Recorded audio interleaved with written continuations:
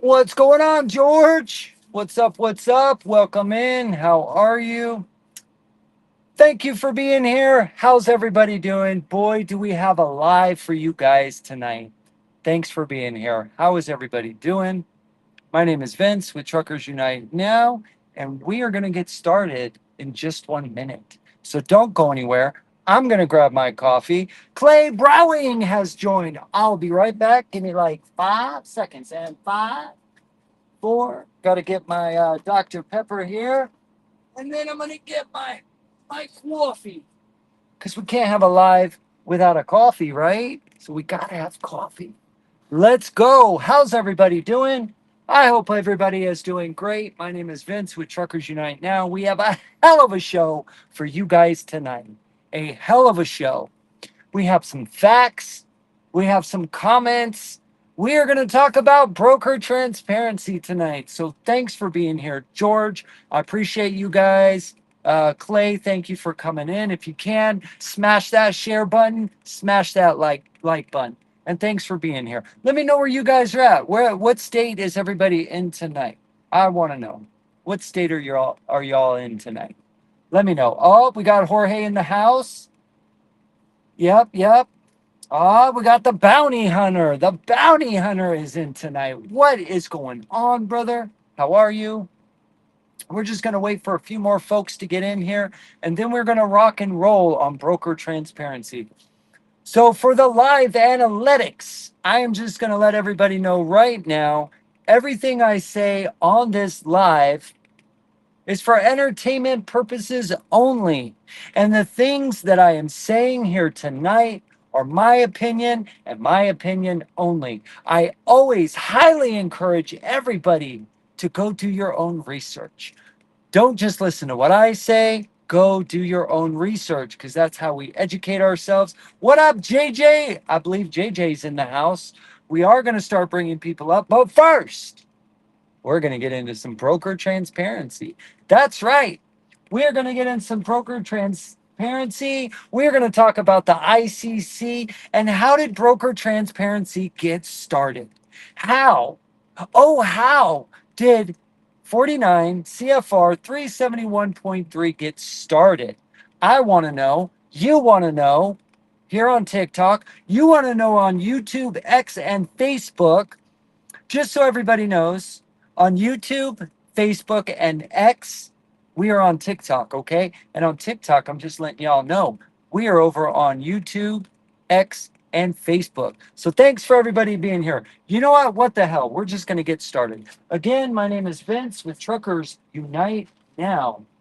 And everything I say on the live tonight is my opinion and my opinion only. Go do your facts. Go do your research. Okay. And this is for entertainment purposes only. Here we go. We have a trucking fact for you from Truckers Unite Now, brought to you by Trucking in the USA Today. So if you want to check it out on Facebook, Trucking in the USA Today. Also, We the Truckers. That's right. Go to WeTheTruckers.com. Go check it out. Thanks for being here. Let's get into it. Trucking fact. Around 41.5% of drivers are minorities. Who knew that? Raise your hand in the audience if you knew that. I'll say it again. Around 41.5% of drivers are minorities. Did you know that? So it's not all white boys, all right? You might think it's all white boys, but it's not all white boys. Thank you very much. All right, we're going to do trucking facts every 5 minutes. We're not bringing people up yet. Oh, yeah, I forgot to do that too. Thanks, Sean. All right, I'm going to send a few of these feelers out for the live, and then we'll get started, guys. We're going to rock and roll. Again, everybody, thank you so much for being here. I really appreciate every single one of you guys. You guys are awesome. I love you guys. This is Truckers Unite Now. Go check out WeTheTruckers.com. Go check out, if you want to, Trucking in the USA Today. It's over on FB, you guys. You know, there are other social media platforms. So wherever you come from, It's not just here on TikTok. It's not just here on YouTube, Facebook, and X. Hell, check them all out. Don't check any of them out. You know, it's your business. You are a free American citizen. I highly suggest that you do whatever the hell you want. You know why? Because you're American. And if you're not American, I'm sorry. It is pretty awesome over here. I love it in America. We love it in America. Thank you so much for sharing the live. I really appreciate it. Let's get into it. Who wants to hear about broker transparency? I want to hear about broker transparency. Do you want to hear about broker transparency? Do you? I know you can feel it. Let me get some DP. Sorry if I'm a little fast tonight, guys. I've had a lot of Dr. Pepper, maybe a little too much. Dude, people be trying to sign in to my phone. What is up with that? All right. We got some fuel. Let's get into it. We got Title 49, Subtitle B, Chapter 3, Subchapter B, Part 371, Subpart A, Subsection 371.3, which you heard it is records to be kept by broker. Here we go. A broker shall keep a record of each transaction. For purposes of this section, brokers may keep master list of co-signers and the addresses and registration numbers. And the registration numbers, where the hell am I? And the list of co-signers and the addresses of the carriers. Rather than repeating this information for each transaction, the record shall show. And this is the really exciting part, so you guys listen up closely. Number one, the name and address of the co-signee. This is their job. This is not the shipper's job. This is not the driver's job or the carrier's job. This is the broker's job. So listen up, brokers. Number two, the name, address, and registration number of the originating motor carrier. Three, the bill of lading or the freight bill. Four, and this is the really, really important part. Four, the amount of compensation received by the broker for the brokerage's services performed and the name of the payer, which is the shipper, right? Because the shipper is the one that pays for the load. Five, a description of any non-brokerage services performed in connection with each shipment or other activities, the amount of compensation received for services, and the name of the payer.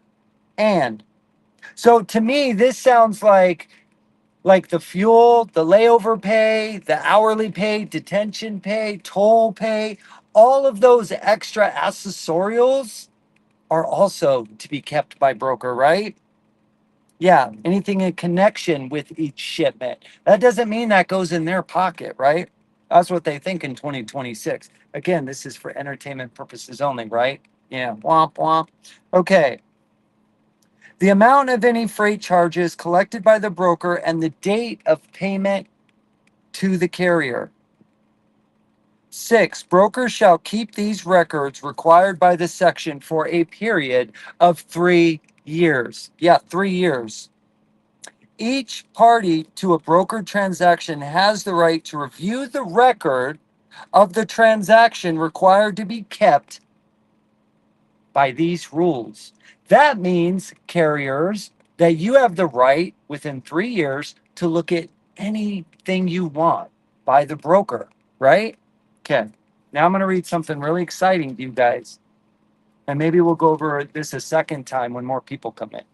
But check this out. This is really, really good. Facts over feelings. In 2020, the Transportation Intermediaries Association, the TIA, filed a petition with the Federal Motor Carrier Safety Administration, also known as FMCSA, to eliminate broker transparency under 49 CFR 371.3. They argued that the rule was outdated and no longer necessary. That in fact, you can verify it on the Federal Register by searching it. FMCSA 2020-049 TIA petition broker transparency. Here's the next fact. On March 17th, 2023, FMCSA issued a final decision. Are you guys ready for the final decision by the FMCSA? Because on TikTok, on YouTube, X, and Facebook, brokers say that why should we have broker transparency, right? That rule doesn't really matter. Well, FMCSA said otherwise in 2020 and just recently in 2023. A final decision was made. They denied the petition. I'll say it again. They denied the petition. That's right. Not delayed, not ignored. They denied it. FMCSA stated that removing broker transparency would be contrary to federal transportation policy under 49 USC paragraph 13101, which promotes fairness and efficiency in the industry. That it is not opinion, that it is the federal government's official position. Yeah, the federal government's official position was a denial, right? So I guess the federal government thinks it's pretty important. You can verify it by searching FMCSA denial TIA petition 371.3, March 2023. So let's be clear. This is not an outdated rule. It's not. It was challenged, reviewed, and upheld. The debate is not whether transparency should exist. Oh no, that's already been decided. The debate is now how strong should it be? So let me know in the chat down here. What do you think? Or in the chat right here. What do you guys think about that? What do you think? All right, you guys are pretty quiet over here on Facebook Facebook X and YouTube. Y'all are quiet over there. Y'all are quiet here on TikTok too. What's going on with all you guys? Let's see. JJ says, "Is it before or after?" What do you mean? Before or after what? Let's see. After the transaction, it's on BOL. Thank you for the roses, Sean. Larry Wilson says trucking today has gone to hell in a handbasket. That's right, it has, brother. But we're about to get it back. Just hang on tight, man. Hang on to your britches because we about to get it back. Thank you, JJ, for the roses. Coming in with the roses. More Dr. Pepper. That's right. That's just what anybody Gucci needs, huh? Sean with the more roses. Thank you, brother. Thank you.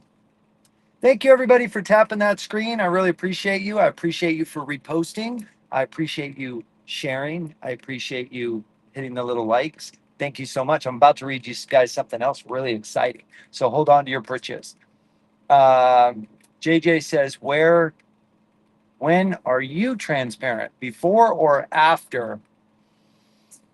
JJ, what are we going to do with you, JJ? Okay, moving on. All right, that's facts over feelings. Hold on to your britches because here we go. In a minute, JJ, in a minute. Relax. I'll let you up. Just let me read this. All right, and then we'll talk about it. All right? Check it out. You want a trucking fact? Here, I'll give you a trucking fact. I'll give you a little goodie to chew on before you come up. All right? I know you're anxious. Hold on. It's all that cortisol talking to truck drivers, losing their mind, right? Working 70, 80, 90 hours a week, right? Hey, Road Trains of Australia says, good topic. Thank you, brother. Right on. Buck, in a minute. We're almost ready, not yet. Trucking fact. A U.S. truck driver may log over 100,000 miles a year. That's right, 100,000 miles a year. So if a truck driver says, I have 1,000,000 miles, how many years has he or she driven? Let me know in the chat. We're going to read something pretty exciting here, okay? I'm not bringing anybody up just yet. Like 5 more minutes, okay? Again, those of you that are coming in right now, my name is Vince with Truckers Unite Now. I just ask, if you can, please go check out WeTheTruckers.com. It's an awesome organization with a lot of amazing advocates on there. If you want to get involved in saving the American commercial trucking industry, you can go to Truckers Unite Now, which you're on. You can go here to WeTheTruckers.com. You can also go over to Facebook if you feel like you want to, and go to Trucking in the USA Today, or Trucking the USA Today. Sorry, Trucking the USA Today. Go check it out. There's some amazing facts on there. It will your mind. All right, now here we go. There we go. Are you ready? Are you ready, YouTube? Are you ready, TikTok? Here we go. Check it out. Hang on. Be prepared. If you look at the Federal Register document from 1980, issued by the Interstate Commerce Commission, this is the origin of what later became 49 CFR 371.3 broker transparency. Now, listen closely because this matters. After deregulation, they eliminated public tariffs, but they did not eliminate transparency. No, no, they did not. They kept it on purpose, and here's why. Right here in the document, it says the carrier and the shipper are free to deal directly with each other. Okay? And even more clearly, if a carrier wishes to bypass the broker and offer the shipper a better deal, the shipper can easily be found. Easily be found. That wasn't random. That was the mechanism. That was the mechanism. The system was designed so that if a broker took too much, if their margin got too high, or they stopped providing real value, they could be cut out. Cut out, right? Don't be greedy. They could be cut out. The carrier could go straight to the shipper. The shipper could go straight to the carrier. All right. And right there is what kept broker commissions in check. That's right. It kept broker transparency and commissions in check. Not caps, not heavy regulation, but competition. Because the moment a broker became unnecessary, they were replaceable. I'll say it again. Because the moment a broker became unnecessary, they were replaceable, right? Pretty hard to replace a truck driver, but a broker, probably pretty easy to replace a broker, right? There's a lot of brokers stumbling over each other, so pretty easy. They were replaceable. And the document even says only where the shipper finds that it can get a better service from the broker will it stay with the broker. Meaning, brokers only existed if they provided real value for both sides. A broker only stuck around if they provided a good service for both sides. That means the shipper and the carrier. Meaning brokers only, yeah, I already said that. That's what made the system work. That's what made the system work for decades. But today, that transparency, the transparency that now became, or then became 371.3, this is after deregulation, right? It became it became bleh. It was being buried by contracts, waivers, and back solicitations. That's right. After it became 371.3 by FMCSA, which was challenged twice by the TIA and shut down, the very thing that was supposed to protect carriers was buried behind contracts, waivers, and back solicitation clause. So now carriers can't see what's being taken. They can't go around the broker. And the very mechanism to keep the system honest, it's gone.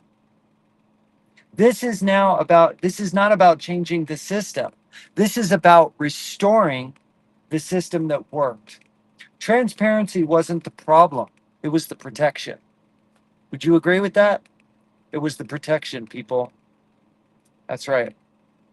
We're going to bring on Buck up. We're going to bring up Buck. See what Buck has to say. Where you at, Buck? Where'd you go? Buck must have already left. How's everybody doing? Again, thank you for the likes, the shares. Boy, you guys are really quiet today. Buck, what's going on, man? How you doing, brother? I'm good, man. How are you? Oh, not too shabby. I commented back on the video that was posted with all of us when you were at the I forgot what it was called. MATTS? Basically, that burning building. Oh, the Kimberly Clarkson or whatever. Yeah. Mm-hmm. So, Anik posted that video, And I was trying to look it up, and I mean, like, I'm not saying that she's like lying or anything by any means, but I can't find a single article about it. You know why you can't find an article about it? Because it's made up, AI made up by her, someone. I don't know if it was her and Audrey Walser or who it was, but it's made up fabrication of a dream that somebody wants to shut down trucking advocates, trucking journalists, and put us in our place, right? Because we're actually getting somewhere. We're getting a little bit of traction. We're waking people up, Right. right? And that's so like I mean like with like because like Sean reposted that video and I commented on there. I was Nice. having an issue trying to find it. Um, Right. you know, Sean's a good guy, but Yeah. Yeah, yeah, it's we're reposting. definitely. Definitely. You know, it's silly because it's everything in that alleged petition that they would like to submit, which would never even make it to the first floor, because you have to get a lot of signatures backed behind it to even make a petition go somewhere. But the very things that they said in that petition, which we can't find anywhere, and they're not willing to give up their sources because it's all BS, that very petition, everything in it was basically the laws we have today. Don't threaten someone, don't harass someone. Like, who's doing that? That's issues.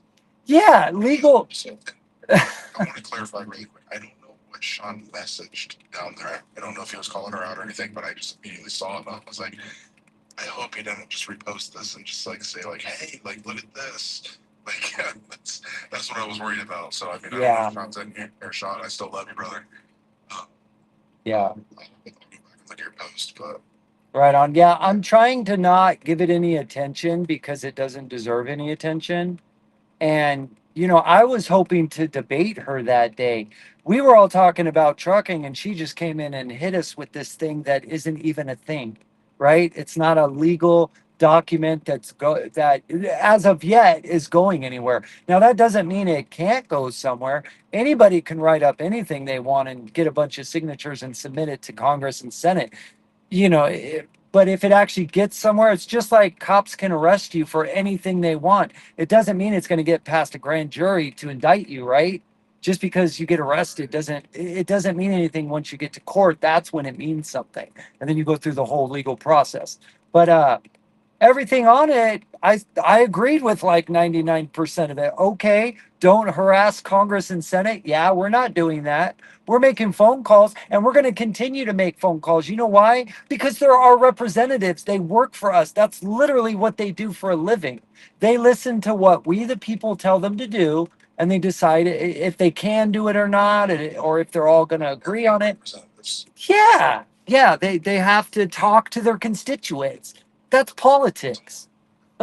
Someone sent me a screenshot of her and a mugshot. That's you know that she has a mugshot out there of embezzlement.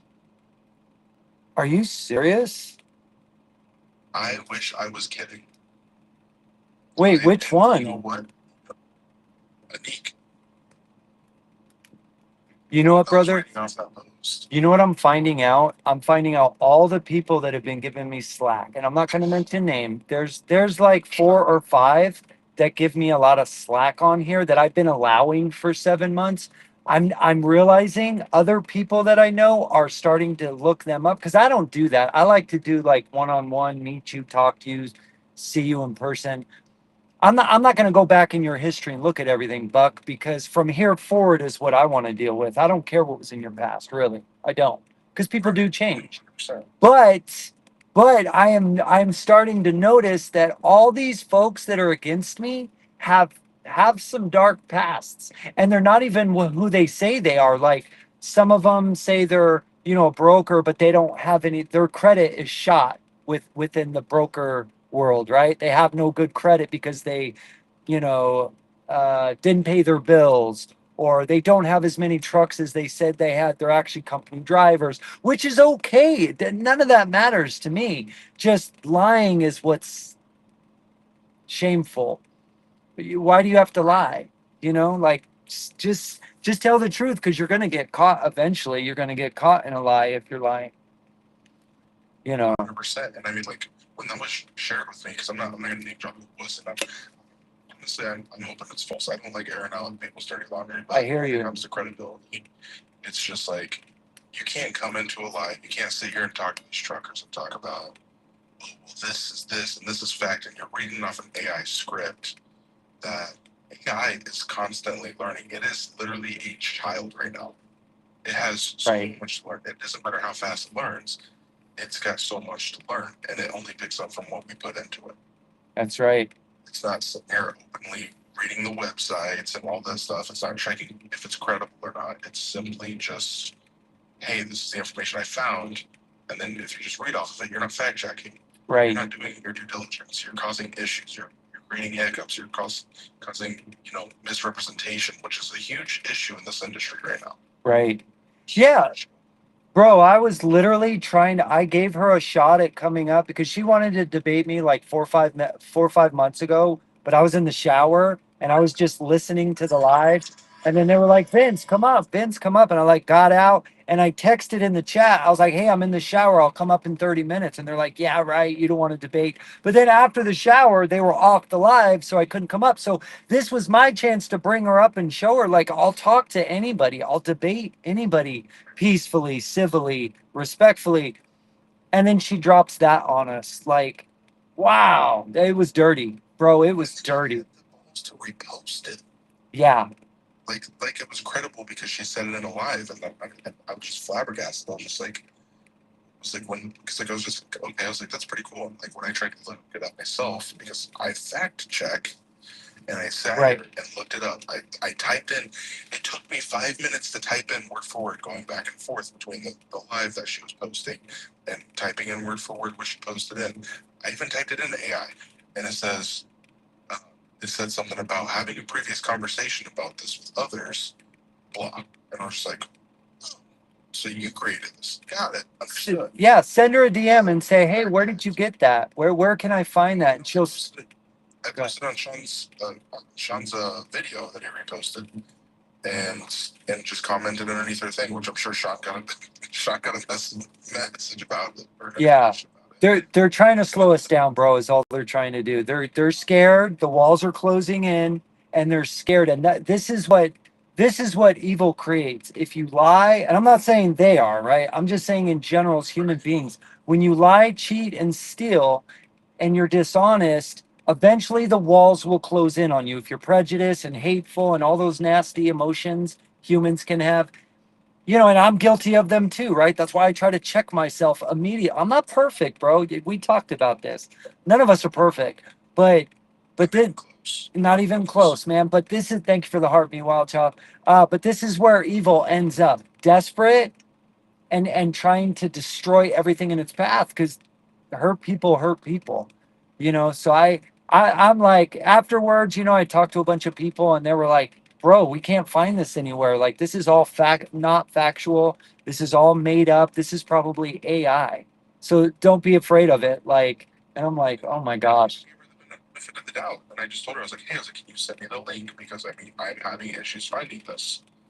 Like I will give people the benefit of the doubt. I'm not going to sit here and call you a liar Yeah, in front of hundreds of people, but at I the same respect time, that. if I can't find it and you're not willing to post a link, we've got an issue. And if that link goes back to Chat GPT, we've got a big issue because now I guess to the point where I need to publicize, hey, don't listen to this person. It is becoming, you know, misrepresentation. It's causing issues, and I've done that with other insurance brokers. Right. I've had other Yeah. insurance brokers cause issues with clients and say, hey, fact check this. See who's telling the truth. And are we not Use AI. trying, Buck? Are we not trying to bring us all together to figure this out and get the bad people out of the business? Because that's who's destroying the business is bad, dishonest, liars, cheaters, people that are greedy. It's like the money's there. You just can't have it all. I can't have it all. You can't have it all. Right. We have to spread it around, you know? And here's my note to anyone. If you if you agree 100% with anyone, and I'll even tell you, I'll be the first one to tell you, there are certain things that you guys are doing that I don't necessarily wholeheartedly agree with, but the overall mission, I agree with. We have different ideas about different Yep. paths on how to get them. Right. It's like politics, right? So, like, if you 100% agree with everything that every single person does, you're either one in a million or you're bandwagon, and you're not doing your research. That's right. That's right. Like, Yep. like everybody's got their own way of getting there. Everybody's got their own way of thinking of the best way to get around it. And then there's those people that like don't understand. They use AI. They they create issues. They create friction, and then try to dismantle everything, whether it's with good intentions or not. And that's what destroys an industry. Right. Right. I tell everybody, fact check everything I say. Everything I say, don't just take my word on it. Like look it all up because I can be wrong on something. Correct me if I'm wrong. So I'm not giving a bunch of people bad information. I don't want to do that. And I'm not ever trying to do that purposely. But we all get bad information from time to time, so 100%. And, yeah. and I tell people even like unions were originally a great idea because they supported the working man. Now they're getting to a point where they're shutting down companies. They are shutting down companies because they're getting greedy. Right. They didn't stop at their mission. They said, okay, well, now what else can we do? How can we penalize them? Well, you can penalize them, but when you penalize them, you penalize the workers that were working there because now that company has to shut down because you got too greedy. That Clarkson, was it called Clarkson, the Clarkson building or whatever in Ontario, California? Um, so I saw in a video that man was making 16 something an hour. That's why he did what he did. Again, not saying that was a good thing. Thank you, Ghost. Not saying that's something I would do or do I advocate for going about it that way. But I understand his frustration. I do. What if he has a wife and two kids? $16, like what is that? $800 a week. And I found out each one of those forklift drivers are responsible for 60,000 square feet. Thank you, Sean. 60,000 square feet of inventory is what they're responsible for. And $16 an hour is what you pay them to be responsible for Here's my that. caveat, right? What what do you need on your resume to work at McDonald's in California to make $28 an hour? Nothing. They hire felons. Right. They pay above minimum wage. They pride themselves on paying above minimum wage. I live here in Iowa. Those guys are making $17 an hour. The cost of living here and the minimum wage here is $7.25 still. You can make almost triple the amount of money, at least double the amount of money above minimum wage working at McDonald's as a primary register. That is Right. it. So Right. like I understand when people get frustrated about how much they're being paid and maybe their skill set, but if you don't do once again the research on Right. places where maybe forklift driving wasn't for him. I get it. I've hated jobs before. Sure. So have I. Went Yeah. to a different industry. I worked at Pizza Hut for 5 years. Hated it. Wanted to get into sales because I love helping people. I can't help people when they're sitting here making a bad diet choice, right? Right. So, Right. so I went and worked at Verizon for 5 years. Got to help people. Went into insurance to help people. And here I am. I love my job. I love working with you guys. Yep. There's other options. You don't have to get to the point where you have to commit a felony, multiple felonies actually, to Right. prove a point. At the same time, if you have 500 $500 million in your savings account and you own 20 properties and you own 10 Ferraris, you could probably spare one or two Ferraris and spread that money around to your employees so they can actually afford an apartment instead of living, five people in one room, roommates. And that's probably what that man was doing. I'm not advocating for what he did either. That's insane. His whole life is over now. It could be a I double don't disagree sword. with that at all. It could be a double sword where It is. you could do it for the right intentions, advocating for your cause, but at the same time, you also hurting the truckers, the people responsible for clocking in, Right. the personnel working at the warehouse. Yeah, a lot of things played in this situation. And it goes, let me piggyback off that too, because it's like, yeah, like you're sitting here talking about, oh, well, this is why you should pay your employees more. I get that. 100% I get it. Once again, not advocating for what the guy did. I I love the intention, but the how he went about it, of course, was 100% wrong. But you just put not just yourself out of a job and put yourself in a prison to get free food, better medical than almost anybody else has in the nation when you're in prison. But now you set all of your coworkers out of work. They're collecting, maybe unemployment for the next however long until they can find a new job because of the warehouses might be weary when they see, hey, they're from this warehouse. We probably shouldn't hire them because they're disgruntled and they just lit a $14 billion company on fire in the matter of hours. Not to mention the shortage on Southern California residents on toilet paper now for 4 or 5 days, potentially. I don't know what the inventory is there, but right, right. It goes on and on and on. Now you have jobs. Now you have truckers that are, we're going to pick up a load, drove out there for no reason. Yep. But like, it's a butterfly effect. Let me give you this. What if the person working for the company was 1 day for retiring? 1 day for retiring. And now what? Right. Well, It got to a point of selfishness. That's what it got to. yeah. And Yeah. that's what I think everybody's worried about when like truckers unite is if it's getting to a point of selfishness, which I don't think it is. I think it's far from being selfish. No, I think, Buck, Back. I was talking about this 6 months ago, how, human nature, when a man can't support his family and a man has nothing to lose, and or everything he's ever worked for is slowly he's losing it, everything he's ever worked for. There's a lot of men and women out here that have already been trucking for 20, 30, 40 years that are slowly losing everything. So when you've lost that's your life, right? Like your house. If you just paid off your house and now you're just trying to pay the property taxes on it, and trucking went to shit, right? And slowly you're going to lose your house. Where's your mind frame? Where's your mental health? So what's going to happen? Trust me, 1 out of 1,000 people are going to go crazy and do stuff like this. I was saying this 6 months ago. I was talking to the elites. I was talking to the corporate giants. Rich people, like, dude, pay your people well. If they're good employees and their production level is good, they have integrity, they have a good moral compass. When nobody's looking, they're doing their job, so production is up and they're doing a good job. Pay them well. Don't have 5 boats, just have 4. Is that so hard for you? That one boat costs $250,000. Split that 10 ways. I mean, 50 grand to somebody only making 100 grand a year is life changing. But for you, the elite, it's like 20 bucks to you and me, Buck. Seriously, that's what 50 grand is to them. You think Elon Musk, you think 50 grand to him is a lot of money?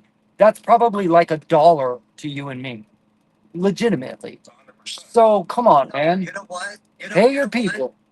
The one thing that a lot of people don't think about us as far as drivers or anyone anyone in general, everyone is disregarding the fact that mental illness is really impacting everyone.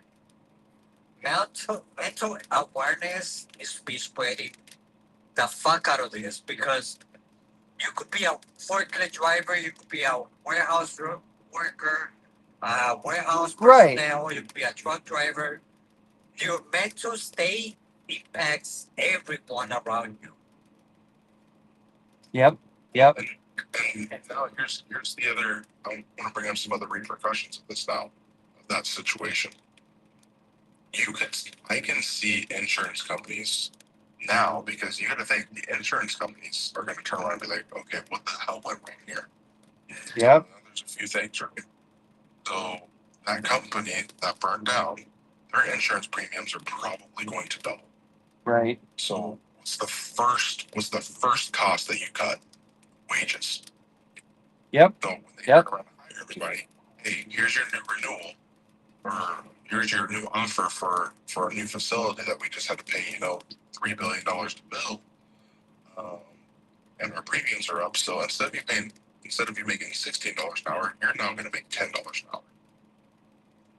Right. Congratulations, you just screwed yourself and everybody else for the long term. And then once they get built on that, and we've all seen this, companies get comfortable. They don't like to give raises. They don't like to increase there because now it's about the profit. How do we get profitable the fastest and back to where we were? Well, nobody's arguing with the wages because we just hired all these guys at $10 an hour. We might get 50-cent raises here and there, but nobody's going to make above $14 an hour. Or Right. also too, for someone coming in to work for a place that just got burned down like that, maybe the insurance premium might go up because now you got to think about they got to think about who they hire. And who pays the insurance going up? Not that one company isn't going to pay it all, right, Buck? It's going to float around to all the other business owners, right? So again, the people pay, not yeah. Shipping, it's going to float to the warehousing charges. It's going to flow to the hourly rates. Yep. But here's the other caveat to this: insurance companies that have to pay out that kind of money. Now, seeming out that company's been around for a hot minute, right? They might not actually receive a substantial increase depending on how much they've paid in, right, and how much they have to take on themselves. If they have to take on a lot themselves, yeah, they're gonna penalize a lot of people. If the insurance company is paying it out and they don't give them a substantial increase, things might stay relatively the same. It's possible. Just if they've been warehousing is hit or miss, right? As far as claims go, claim like this is once in a blue moon. Usually it's by an actual accident. But insurance companies, I could see them going a route where now the insured, the customer, has to start doing mentality tests quarterly. And guess what that means? Additional cost. Are you doing additional costs? Are you causing additional costs? Are you checking the mentality of your team? What are the odds that this happens again? Because you have so many employees. It only took one employee to burn this whole company down. Right. One employee. So what are we doing to prevent that?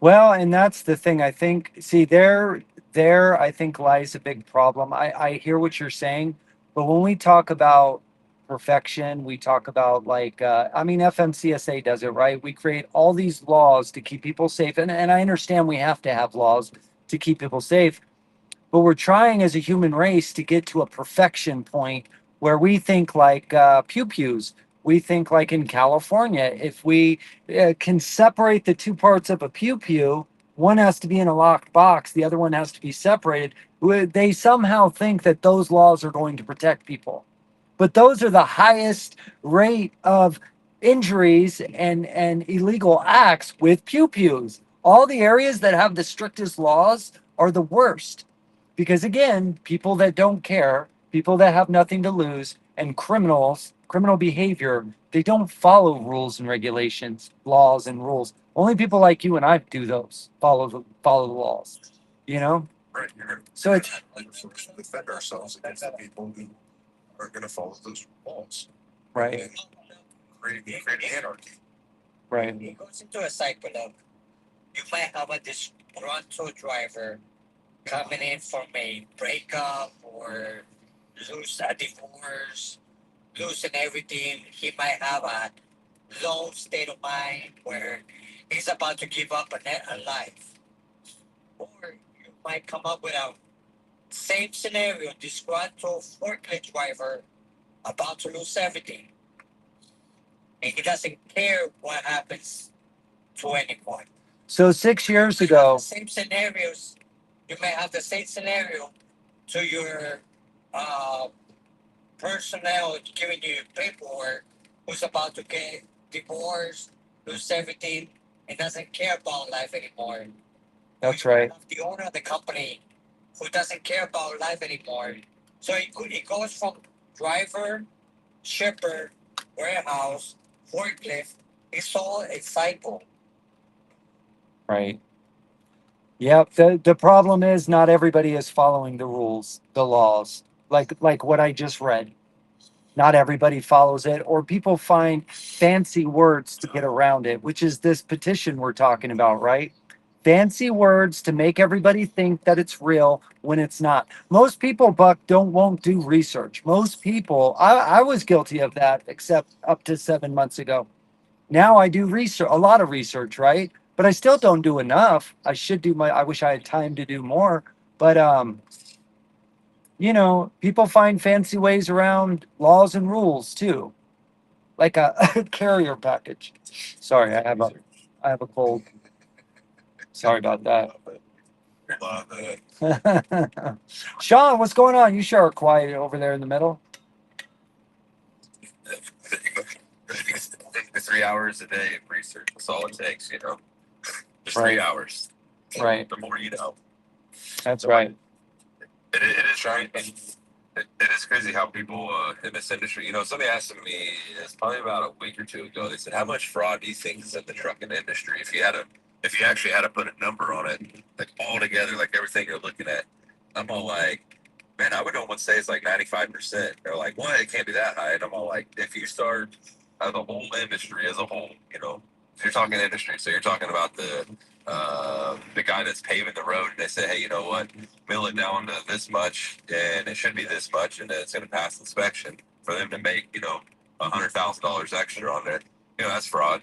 To the guy that's cheating his logbook, that's considered a fraud. To the government actually spending the money the way they're supposed to be, how they're collecting it. I'm like, I gotta say it's 95%. The rest of the five is probably the new guy coming into the trucking industry that has no clue what's going on. Right. Right. See, so already in the comments, we're getting some negative comments. I don't get it. I don't get it. Let's see. Um, What is driving automatics had to do with fraud or someone committing arson, someone exactly. committing felonies?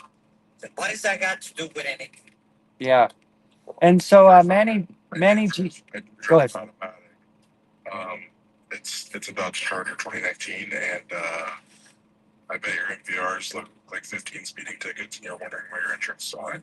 Exactly. That's what I'm realizing, Buck. A lot of people that insult you, you guys don't have to insult us. You can come up and talk with us if you want.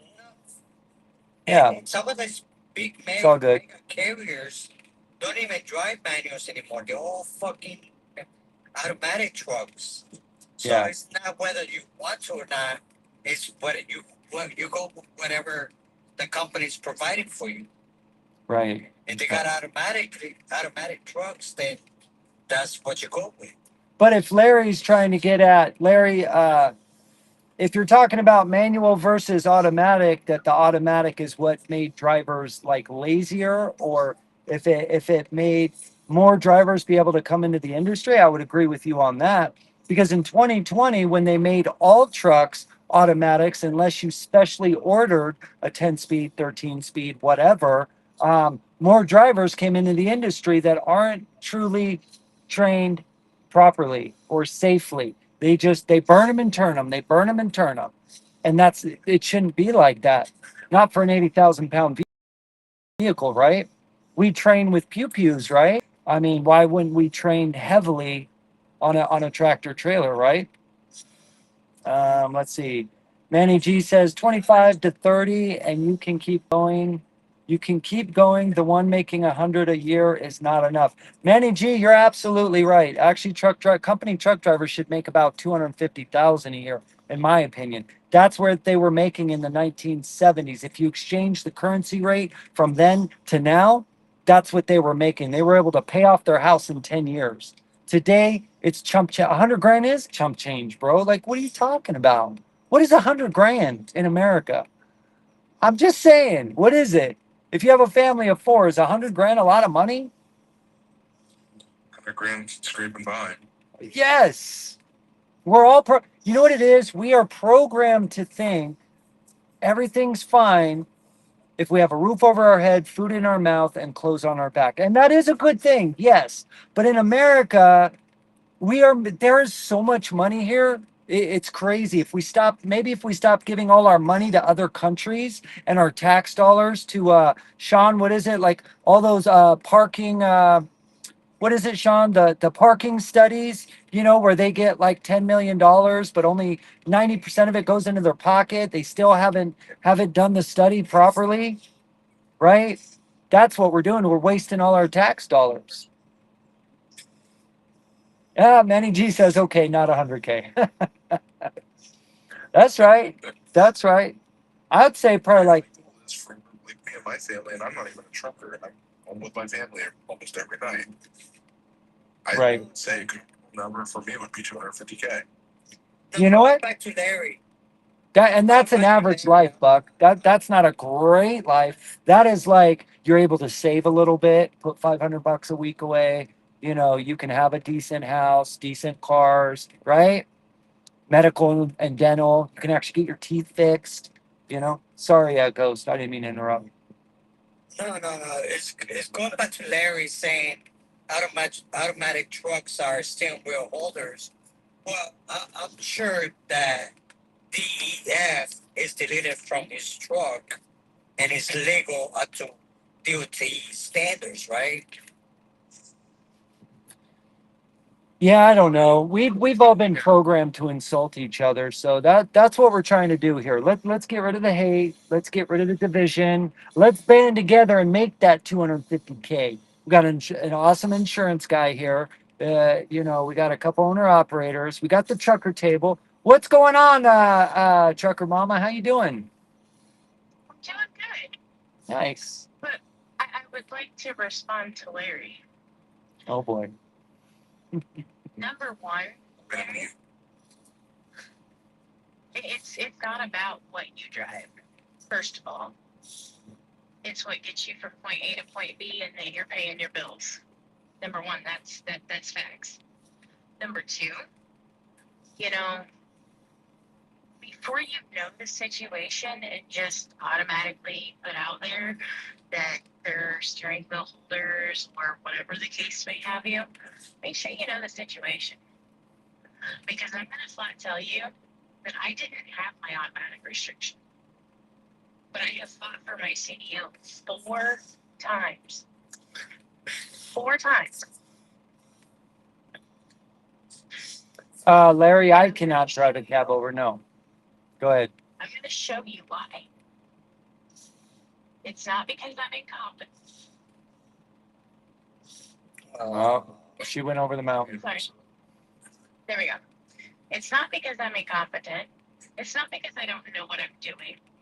It's not any reason for that.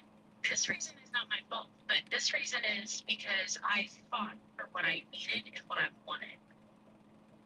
My left hand never fully grew out.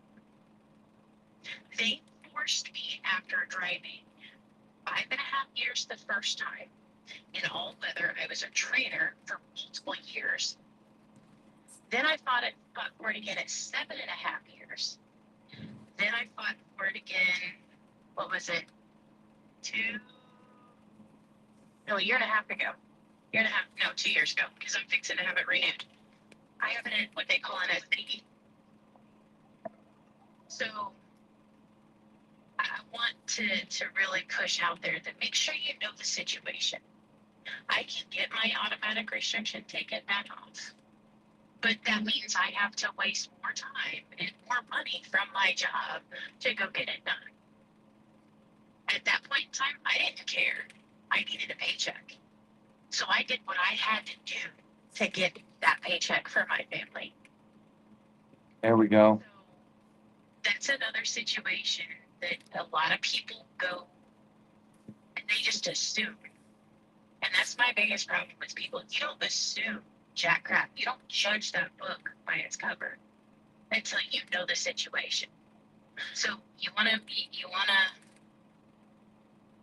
pay the price to pay it. I did. Yeah, I have. Larry, I've done it three times. Technically 4, because I fought the first time whenever I went to go get my CDL to begin with. Right. You never know somebody's you know, if you take the time to get to know somebody and not just judge somebody right off the bat, you might find there's usually a good reason for why people are doing what they're doing most of the time. You got to take the time to not assume what they're doing. I tell my kids that all the time. Don't assume. It drives me crazy because you really don't know unless you talk to people. Yeah, you don't know what's going on. Now, see, And it can be very downgrading to people when you do shit like that. Because you know what? I have fought and fought and fought. But you know what? I fucking did it. And I'm continuing to do it. right? Sorry, Vince. It aggravates It's okay. the living pissed out of me when somebody comes in and they judge people like that. Because not everybody has that option. Not everybody's Right. stories are the same. Not everybody's situations are the same. That's right. You just can't judge. Sorry. Thank you, Trucker Mama. No, you're fine. You're fine. It was well said. Well said. So let's see. Magical says, "Show me where any company driver made 200,000 in the 1970s. Show me your proof." So it's not my job to show you proof. I am telling you the research that I found, and you can go look it up for yourself, just like I did. I never said anybody made 200,000 plus in the 70s. What I said was drivers, company drivers, made about 30 to 40,000 a year, and if you exchange that currency rate to today, it would be the equivalent of 200, 250,000. Okay. So, milk also wasn't $5 back in the 70s, right? It was like $1.50. I'm assuming, I don't know that exactly, but things were much cheaper. Shrinkflation too. So if a candy bar was 13 ounces back then, today it's 12 ounces and it's triple the price. So, come on, man. All you have to do, Magical, is go to the grocery store or the pump or insurance or anything. Everything's astronomical. Everything's gone up 30 to 40% just in the last 3 years. That's why I'm saying 100 grand is nothing. So instead of, let's stop being programmed and manipulated and let's want more for ourselves. The point here, drivers, carriers, brokers, insurance guys and gals, the goal here in life is to make more money and work less so you can enjoy your life. The goal is not to work 100 hours a week. That's not a flex to me. That's I'm an idiot for working 90 hours a week. What am I thinking, right? What are you guys, anybody thinking that's working that much? We're unaliving ourselves quickly. Truck drivers' average lifespan is 61 years old because of the cortisol, the stress, and the anxiety of the shit we got to put up with and the hours that we run. It's not cool to work 70 hours a week. We are programmed to think that way so that the government gets more taxes out of us. Okay? The goal is to work less and make more so we can enjoy our lives and our families. That's what we're fighting for here, for all of you, for everyone. So join us. Let's do it together. Let's do better for humanity. Who cares, automatic or stick? What does that even matter? I mean, automatics do get better miles per gallon, but I was driving an automatic for like 6 years. I waited 3 extra weeks to get the current truck I have. It's a 10 speed. The only reason I did it is because I felt like I was becoming complacent. I've been driving 12 years now and I feel like, I wasn't paying as much attention as I could. And people say that that's dangerous for a truck driver. So I got myself a manual, not because I wanted to be cool, because I wanted to pay more attention and be more in control of the truck. Because the automatics, man, they do drive you. You don't drive them. But for those that have an automatic, great. You do you, boo. And some Right? for events, Yeah. fleets that have automatics, their truckers, their drivers get better insurance rates than manual drivers. Really? Yeah, you know why? Because they have a lot less knee issues, they have a lot less hip issues, they have a lot less wrist issues, they have a lot less exposure to arthritis. Like there's significant benefits. So I hate to say this, but Larry, the people who are driving automatics tend to be smarter ones because they're not damaging their body. But everybody wants to talk about, oh, it's laziness. Well, yeah, you know what? Maybe so, but they're Yeah. going to be walking when they're 61. That's right. I would say in my opinion, David should be concerned not about us being automatic. It's about autonomous trucks coming in. Well, he just said that he has over 60. Wait, I've been in trucking all of my 60 years of life. So my hat goes off to you, Larry Wilson. That's, hey, Yeah, right on, brother. That's that's a good respect. saying. Respect, man. That's a lot of Don't years. hate on us. Don't hate on us automatic drivers. Hate on the autonomous trucks that are about to come in because the more he puts the narrative on automatic, it's not us automatic drivers. It's the autonomous. The way technology is working, the way technology is kicking in, it's getting quicker, faster, and it's replacing us sooner than ever. Yeah. You're probably right, but I want everybody to remember one thing. We, the people, we, the truckers, can do whatever we want. We really can. In powerful numbers, we can do whatever we want. So even if they came up with autonomous tomorrow, we could change that. Trust me. If y'all watched Iran, did you see all the women and children surrounding the electric company factories and the water supply whatever, so that they wouldn't get, I can't say it on TikTok, but man, I'm telling you, power in numbers. If we band together, nobody can stop us. And I'm not talking about violence or destruction of property. Like, I'm not cool with any of that. You don't have to do that. You don't even have to do that. Just band together. We gotta be unity on this. We gotta be together. That's right. That's right. All right, let's get a trucking fact in, y'all. Here's a trucking fact.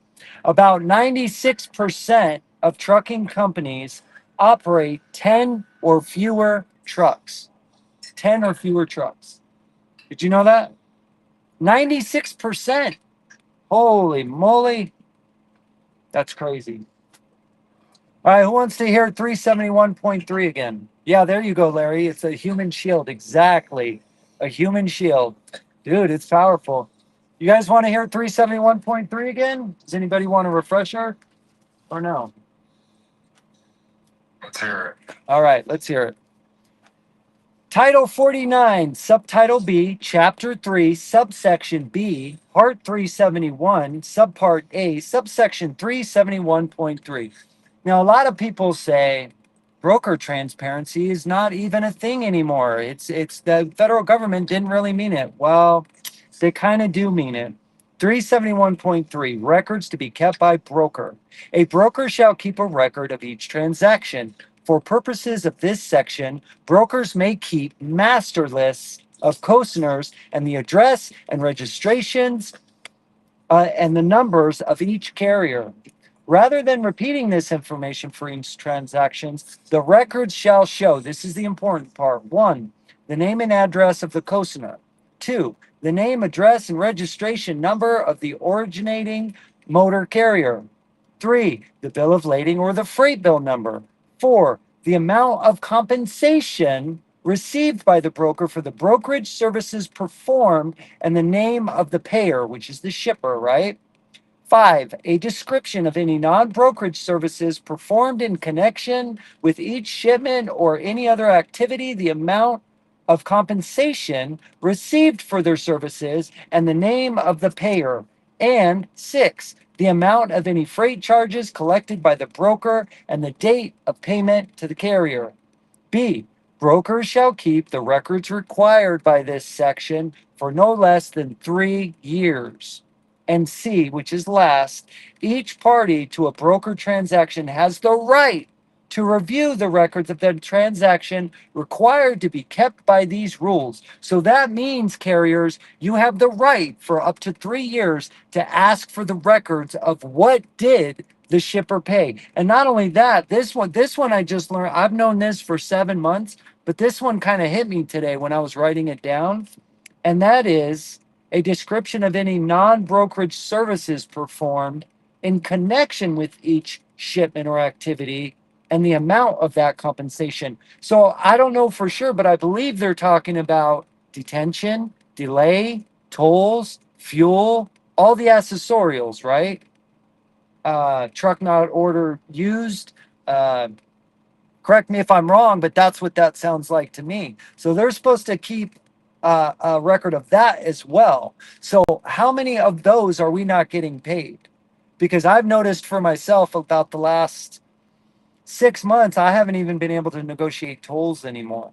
They're just gone. And I don't know for sure, but I assume and I think that the shippers are still paying them. They're just not going in my pocket anymore.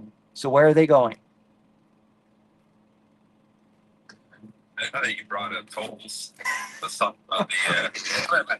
Now that I can talk now, I was yelling over here and screaming, nobody could hear me. I'm like, some ain't right. Now that it's working, uh, let's talk about tolls on I-70 right now. If you drove down I-70 in the last couple of weeks or last months, uh, we've noticed that there's a bunch of road construction going on. But they failed to mention that this has been paid out of the infrastructure trust fund to pay for these tolls. Well, now if you're looking, they're actually trying to make the I-70 that's going to go from Illinois state line to Ohio state line, all straight across Indiana.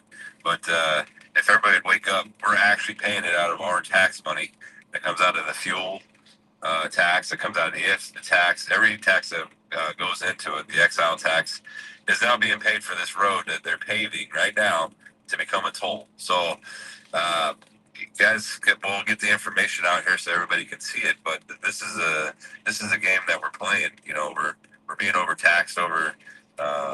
Taking money out of our pocket, and we're fixing stuff that's supposed to be fixed, and then now they're making a revenue off of it to fund whatever project they have.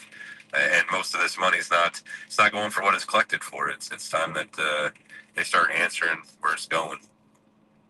So Larry Wilson says avoid the tolls by running the small roads. Toll roads are a double tax. Well, fun fact, they're trying to make that a felony for truck drivers, Larry. Number one. Number two, we're trying to get a poll right now and collect data to find out how many truck drivers do go around. What does that cost in fuel, time? How many stop signs do you go through? How many curves do you go around? Is it more dangerous than just paying the toll? Like what are all the offsets? Sean, you can finish that one up. Yeah, no, exactly. You nailed it right on the. That's what we're looking for. Is so you're saying go around the tolls. You have 45%. You have a 45% chance of having a incident at a red light. 72% chance at a stop sign. So every time you go off the toll, go around a toll road, like you're explaining, you're actually putting your life in danger by taking these back roads. And yeah, it's about money, trying to save a budget to not have to be double taxed. You're actually being taxed up to 6 times to take a toll road. So you're paying a toll road. You pay yours if you're an owner. So you pay property tax if you own a house. 8% of that goes to the infrastructure bill. You pay if the tax that goes into that bill. You pay for tires, alternator starter, anything that's related to trucking. 2% exile tax on that. Every gallon of diesel you put in is 23 cents a tax. But now, let's say you go home and you're driving the wife's car. That's you pay 18 cents in taxes for fuel for every gallon of gasoline. That also goes into our infrastructure bill. And then let's see, I'm missing some. And then you pay the toll. So that toll, that by the time you get done with that road, you paid up to 6 times. I think it said the URC. If I didn't say that, I said it. But anyways, you we're paying it like it's going out of style to go across the toll road that we shouldn't be paying. We've already paid it. Our forefathers done it back in the day, and we were supposed to just maintain it. Um, the bridges and everything else that are being replaced now, they should have been replaced, 100 years ago or 50 years ago. They're outdated, and we're spending it on building police stations and courthouses and schools. And don't get me wrong, those those areas need money. It needs funding. We're paying for autonomous, almost $1 trillion to have autonomous to be running our roads. If we were to collect the money and actually spend it to building our infrastructure, building it back, it Wow. wouldn't take as long. We should have a bridge that's less than 14 foot tall, and this nice. There goes a race car for I you. know that was cool. Thank you, brother. Wow, That's that was all. awesome. But yeah, we shouldn't have any bridges that are less than 14 foot tall. Why are we? How are we got this thing going on that if you guys go into a city, right, and you see no truck routes? Explain to me why when you go up to to the red light, it don't say no trucks, turn left. You turn left at about, I don't know, 1,000 feet, 2,000 feet. It says no trucks. Let me tell you something, guys. Your truck is already committed. You're in a turn. You're gonna back up and turn your four ways on and create an accident at the red light. So these are the things that it's a revenue generation thing that we need to actually get the research done and get the data out here. And let's have a meeting at the table and say, hey, you know what? We're tired of making money off of our backs. When if you don't want a truck on that road, that's fine. Put it where it's visible for a trucker to see, not 100 feet Right. back. I mean, like 300 feet back. And today I was in Ohio, and it was saying that it's 25% less of the average from of weight from May to I think it was February 1st to May 1st. Well, what's the actual weight on there? Is it 80,000 pounds that we're going 25% less on? Is it 30? Like, how are you going to enforce these laws though? And say, hey, you're not supposed to be on this road when we don't even have the facts right in front of us. Like we all. That's why we're saying, hey, you know, if you can't read English and writing and write, you shouldn't be on the roads, right? But you got it to where these signs we can't even read them, and you can read and write, right? Not until you're already committed. Right. Right. Yeah, they're forcing us into these little boxes to make us pay. It's a scam, is what it is. You know. Sorry, Sean, I didn't mean to cut you off there. Oh no, you're fine. Yeah. I was reading. I was reading Larry's comment there. Yeah, it is very very. You know, Like you it's said, revenue. this is my biggest problem, Sean. Is it's like more and more jobs are being provided off truck drivers that were never needed and aren't needed. So it's like truck drivers are out here grinding. They're doing real work. They're doing actual work. Carriers, they're doing real work. And then, people are like parking. Okay, parking was never a thing. Just they provided parking for private organizations, provided parking if you would buy fuel, snacks, food, whatever. Oil, you buy things at the truck stop. Now they've figured out, oh, we can make an additional $4,000 off each truck driver per year. So now we got truck parking, and that'll probably never go away. So now instead of a trucker making 100 grand, well, now you make 96 grand a year. What's next? Pay to use the bathrooms? That'll be next, I guarantee it. Next will be 60 gallons won't cover a shower. Showers are $5. They'll start small, right? They'll just more and more eat into your revenue. So my grandmother, she bought a house in Northridge, California, which is a really pretty ritzy area. She bought a house there like 70 years ago on a grocery clerk cashier's job. $30 an hour is what she maxed out on, 50 years ago, right? But she literally paid that house off. She paid a mortgage. That house now is probably worth 1.6, 1.7. My mom and my uncle sold it 10 years ago when she passed away. But what I'm getting at is cashier today at a grocery store, do you think they can buy a house single? Do you think a single woman as a grocery clerk, cashier, can buy a home? Yes or no? No way. None of these. There's no way. Steps. I mean, and then that's the sad part of it. And to answer Larry's comment down here, he said because the DOT has figured out, that our rookie drivers follow GPSs. Well, Larry, let me tell you something. When I'm doing my research, right? So I have a map, and when I'm looking at the map, and you look into a city and it doesn't have no truck routes, no truck route on them, and then when you get to the road and then you see it says no trucks allowed, I think we have a problem, right? I think we have a big issue. Yeah. So like if you open this up, you open up this book right there, and because I do it all the time because, like I said, you can't. If you're going to be an advocate for truckers and you're going to actually and do the job and be a journalist in it and actually research it, you actually got to do it, right? So what do you think we're doing out here? Right? We're not just sleeping behind the wheel here. We're actually looking at it and actually looking at the data because we have a problem. We need to sit at the table. We need truck drivers to be on the table that's actually pushing the rules that they're wanting to set in place. And I think it almost needs to go out to a vote. Like they have every email. Every company has your email. When I got 5, 6 guys work for me, I have all their emails. So why couldn't they send that to me and say, hey, you know what? This is what we want to pass. What do you think about it? Send it to your drivers. And we all say it at once and say, hey, you know what? We don't want this. We need this. We need to have a reform on what is now. What was the last time it was redone? Like in '99 or something like that, or '89. It's been a long time ago. I don't want to give you the actual fact, but we're in new different times. I mean, we got different road shapes now. We got, you know, different turns, bridges, some bridges that are up higher or lower.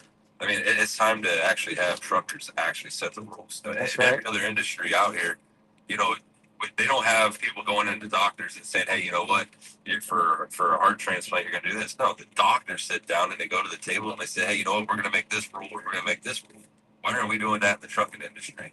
Tell me, because you know why? It's not a $1 trillion industry because it's more money that they can get it to go with it. It's people that's sitting down and saying, hey, I want to make the rules for us. You know, we should have a voice into it and actually create the rules. And if they get it 100 people percent saying, hey, you know what, we want this changed, it should happen. If there's only 10% out of it, okay, then maybe you know what, we'll put it into a toss up or flip a quarter for like here. But we need to make the rules that best fit us nowadays. And same thing, we got automatics out there. You're saying, you know, the pre-trips are going different. I mean, to me, why are you even writing the ticket if we're using out of our infrastructure to pay for DOT officers, right? Now we're getting fined for them. Yep. Okay, so now we are Bullshit. double paying the officer to write us a ticket for a rule that they had. You know what? Hey, cool. You got underneath my truck and you found a problem. Thanks for telling me that. Now Yeah. we'll get it fixed. Yeah. Have a nice day. I appreciate you guys doing Yeah. that. Yeah. I found a little bolt that was down there, a chafing airline that's not actually all the way cut through, and they're going to write you a ticket for it, put you out of service. Now it puts you up on we're on where Buck went if he's still in the room, but now our insurance goes up because now we have a bad inspection on us. I mean, there's so much revenue that it's going right out of our pocket like it's flying, and no one's seeing it. We're just like, hey, you know what? Let's just keep paying it. We just turn our face and say, hey, we got to go out there and truck. And that's the bad thing because we're out here trying to provide for our families, right? That's the end of the day. That's what we're trying to do. We get out there, we work, we try to make it safe back to our family, and now we have all these rules. And it wants to try to be all like, if you try to read that green book, I don't know one person that's actually completely read it completely and actually understands everything in it, because by the time you get about quarter way through it, you're just like, man, my head hurts. Why? Why do we have all these nonsense? It's a truck. It has 18 wheels and it has to be, you know, road safety. Okay. Now, if my truck has to be road safety, why is the roads not safe for my trucks? Because if you take I-70 like I was on today, I can tell you, I thought I lost my axle in one of the holes back there, and there was no way to get around it. So we got to hold double. You know, we're holding double standards here. If the government's saying, "Hey, we want you to be here, but we're going to give you, you know, bad roads to drive on," what are we doing? You know, Yeah. I was wondering that 10 years ago. I would go across Indiana and I'm like, wait a minute, this cost $80 to go this 300 miles. Yet I'm like doing this. Now I got to get a damn alignment, a $300 alignment for an $80 toll. And the road, like, it didn't make sense. But then I go through Nevada or I go through like Utah and it's just smooth like butter. You're like, you feel like you're floating on a cloud, but there's no toll. That's right. Explain that one. There's no cops harassing you. There's no, you know what I mean? It's nice. It's comfortable. Yeah. Yeah. Certain states are actually taking the money that they actually collect for it and actually using it for what it's supposed to go to, right? Then you have some other states that they just say, hey, you know, we're going to throw it out and we're going to put it wherever we want, wherever we decide. And it's the money trail's there. I mean, like I said, the research, I don't know. Everybody says sometimes the internet is good and sometimes it's bad. You know, AI is kind of good, sometimes it's bad, but it's opening up doors to where there's no more hiding anything. Well, they're tools, right? They're tools. Yeah, they're all tools. They're tools. Yeah. Yep. So you can run it in a base and actually go look for it, and it'll pop up a source. You know, ChatGPT, like I said, I wouldn't use it to write a bill to make some people scared or fake stuff like that. But you can use ChatGPT to say, hey, you know what, find these sources for me, and then you actually go to that page, and it'd be whether it be the FMCSA site, whatever you're trying to do your study at, you pull it off of there, and then you have it right here in front of you, and it's like, guys, why did we just give them $100-something million to fix I-70, you know, from Ohio State line to almost Indianapolis, that we paid for when we paid for it because it got it in 2024 to do it. But now we have a governor that's sitting on live TV saying, "Well, they don't even buy sandwiches if, or what do you say, candy bar or something like that." Yeah. When they're passing through our state. But yeah, we buy fuel there, we buy everything. Yep. You know, they Yep. still get they Parts. still get their IFTA tax, whether if we don't get fuel or not, because that's what it's designed for, is they get their cents out of it. Yeah. So yeah, and if you break down, oof, we spend probably. I wish that's all we bought was a candy bar.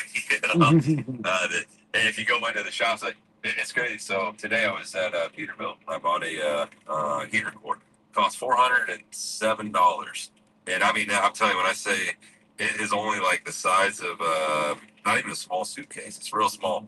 And the guy told me the price, and I was like, man, can you at least smile at me, wink or something? Because I was like, this is horrible. It's just a piece of aluminum. Well, then we got talking about regulating the DEF systems on stuff. And I asked him, I said, hey, what's your thought? You know, you're in this industry. Like, what do you think? He told me, he's like, why would we want to get rid of it? He's like, that's 60% of our workload. He's like, I can look it up for you. 60% of our workload is from deaf failures. That's 60%. So if you take that away, what are we going to make? Gee, that's not by design. Yeah. Yeah, I was like, are you sure 60? He said, I'm telling you, 60%. So get out and get educated, guys. Like I tell everybody, talk to the clerk. You know, I mean, like I said, when I was talking to the guy that used to be he used to pave roads. He told me, he's like, man, he's like, if you was a short, you didn't think about this. As many truck drivers, there's if they took a quarter of a 25-cent piece from every truck driver that passed through their state. You know how much money that is at the end of the year? Now let's go 2 years, 3 years, 4 years, and 5 years. Guys, we're paying crazy amount of money, and that's what the whole design is. You know, the DEF system, they're all like, hey, if it breaks, we get more money off it. We get more money. So Being attacked. like I said, the best thing to do is when you're in a truck stop and you're just sitting around, get out and talk to people. I mean, like, just shake hands, say safe travels. You know, I keep saying that astronauts say Godspeed. We thank our vets for their service. But in trucking, we always used to say safe travels. And now I go to truck stops and they're just like, hey, man. And then it's like, no, man, hey, safe travels. Oh, yeah, you too, man, safe travels. So if we brought it back and actually spoke to one another instead of just kind of, just passing by, I always say somebody crosses your path for a reason, and if you can actually have a conversation within just a minute, you get to know somebody.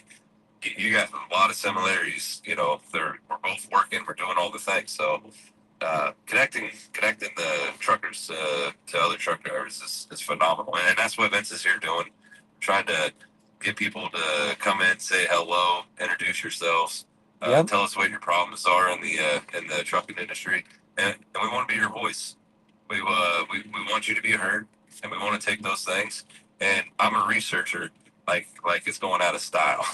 If you tell me something, I'm gonna go grab the books and I'm gonna start opening it up and I'm gonna start looking around and see what I can find answers for. Because if it matters, I mean, it matters to somebody to say it. It obviously matters to them, and I want to help them find the answers and why, where's it going, and how it's being spent, or just all the way down to the little things. So, with that being said, I think if you guys want to come up and talk, don't be afraid of us. We're just a couple people on some microphones and some cameras over here. So We are your voice. We are your voice. Well, they are. Yeah. That's right. That's it. AI, exactly. That's the goal. That's the goal, to be able to push a button like Trump or any other representative, push a button like they push a button and they can talk to CNN or Fox or whatever and tell every American whatever they want. That's what we're trying to do here. Get a voice to be able to use your voice to amplify whatever you want to say. It's not about what I want to say or Sean wants to say. It's about what all of us need to say to get out there to the American people, because they're the ones that really matter. Not our representatives. They're just our employees. They're little puppet employees. Well, I shouldn't say that. That's rude too. I mean, the good representatives out there, there's, two or three out of 535, in my opinion. I have to say that again. This is for entertainment purposes only. And everything that we're saying, go research it seriously. I respect, you know what? When people want to verify everything I'm saying, I actually respect that. I do. because if somebody is saying the truth, they won't mind if they're being researched, right? Or if they're being fact checked. Exactly. So I don't mind. I encourage all of you, go do your own research. Everything that we're saying, go find it out for yourself. You'll see that it's true. All right. With that said, Even easier for him. We even made it, it easier for him, right? yes, I yeah, put it on. It's on Facebook. So most of my stuff that probably about 90% of it. Some we don't put on there because it's just like, whoop, you know, I if we put it on there, people would be scared and they're just like, hey, this is not real. But we put it on a Facebook page. We put it on trucking through the USA Today. Or trucking the USA Today. It's real easy trucking the USA Today, and it's all on there. I mean, from the dollar all the way up. I traced the trail all the way back to where it deaded in. And if you can get it back further, like I tell people, chasing money is like doing genealogy work. If you've ever played in that, trying to find your ancestors, that's about how it's like working for trying to find uh, Benjamin Franklin and Washingtons and all the great money that you can see on there. that's right. When it goes from one trust to another trust to another trust, and then it goes down into a county commissioner, so that it gets spent, it's almost nearly impossible. But I've got it back as far as I can, and if you see something on there and you say, hey, you know what, I found this and I tracked it back, hey, feel free to share us that information because it just makes it life easier. And if we all bonded together and actually done it, we could actually really move pretty quick. But 4 words: trucking the USA Today. Trucking it's on the Facebook. USA Today on Facebook, guys. All right. Uh, Larry says it's all good. This live is an open conversation. So I need to start making that more clear to people. You will always be safe on this live with us. You will never be disrespected, made fun of, put down, insulted. None of those things are allowed here. If we get people up that want to insult each other or whatever, we'll just mute them. We don't, that there's these fancy little buttons that mute or disconnect people for a reason. So you are safe here. If you want to come up and talk, just go ahead and add yourself right here on the little person thing. And with that, let's do a trucking fact. Trucking fact. The US has between 13 to 15 million registered trucks. Now that's a lot of trucks, Sean, right? Because there's what? 2 million American truck drivers and 4 million truck drivers total. I say American because there's 2 million here. Out of the 4 million drivers, there's 2 million that love, breathe, eat trucking. Okay? I'm not talking about a race. I'm not talking about a gender. I'm talking about an American truck driver versus a truck driver. Okay? There's a big difference there. And y'all know what I'm talking about. So, with that, you guys want to hear about the brokers again? What their actual responsibility is? Should I go over it again, Sean, or no? Yeah, and one more time. So Okay. New people came in. Yeah. And like I said, what Vince is doing and what we're doing is actually taking and actually doing the research for you guys and trying to hit the topics so you can actually go look for it yourself and actually say, hey, you know what? Come back with something different, prove us wrong. I'm pretty sure. One thing about us is you could say, hey, you know what? This is what I found. And guess what? We're going to go on a mission. We're going to go see and we're going to verify it. We're not going to use ChatGPT to verify it. We're actually going to see the 100%. Did it come off the FMCSA website? Did it come off the FHW site? All that information is in public knowledge. So, again, what he's talking about today, right now, brokers, this is all public knowledge that you can actually find online. It's real simple. Uh, the hot topics are the FMCSA, the FHWs. You can use DOT's website for roads. You can use the ATA, American Truck Driving Association. If you want to get really interested into it, they actually have colleges that they pay hundreds of millions of dollars. Actually, we pay about $150 million a year, generally, on studies a year for in the industry for infrastructure. Now, when you say infrastructure, what an infrastructure is supposed to be is three things. It's actually supposed to be road, waterways, and trash. Now, they have been getting into it and saying, hey, you know what? Now it's roads, bridges, waterways, trash.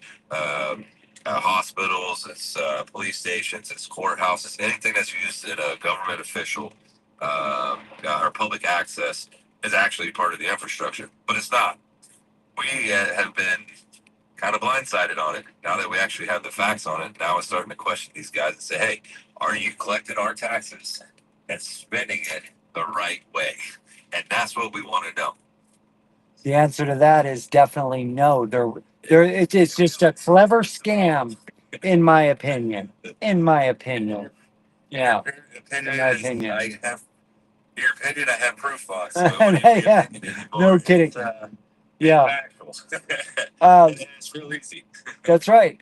Larry Wilson says in the trucking industry being so large, why can't we truckers control it? I'll tell you why, Larry, because we have been programmed and desensitized over the last 40 years, and we have been brainwashed to not stick together. Why do you think the CBs are out of the trucks? To not like each other and to talk a lot of smack about each other, to not dress professional, to not talk professional. We didn't just do that on our own. I don't believe we did, because I look at what truckers were like in the 70s and how did that change. I think just slowly, because all these lives I go in and out of, all I hear is people like putting each other down. It's like, what are you guys doing? Lift each other up. And just since, Sean and I have been doing this and some other trucking advocates on WeTheTruckers.com, Trucking the USA Today, you go over and look at those sites, everyone's positive, everyone's not, and it's like it's growing, Larry. It is growing. Positivity will grow and negativity will grow. We just have to decide which one do we want to be a part of, right? And you'll notice if we keep being positive and we keep lifting each other up, what's going to happen is slowly we're going to get all those bad people out, and then they're going to be alone over there in the corner, and they're going to want to come play with the group, so they're going to be positive, right? Because they're going to want to play with the group that's positive. Right now everybody's just playing with negativity. Not everyone, but a lot of people, to answer your question. So with that, let's have some facts over feelings, shall we? Facts over feelings. In 2020, the Transportation Intermediaries Association, the TIA, filed a petition with the Federal Motor Carrier Safety Administration. Y'all know them as FMCSA. They're a federal establishment, right, for the trucking industry. They filed to eliminate broker transparency under 49 CFR 371.3. They argued that the rule was outdated and was no longer necessary. That in fact, you can verify it on the Federal Registry by searching it, okay? FMCSA 2020-049 TIA petition broker transparency. This was a real case. No here Now here's the next facts, okay? On March 17th, 2023, FMCSA issued a final decision, and this is where it gets really, really good.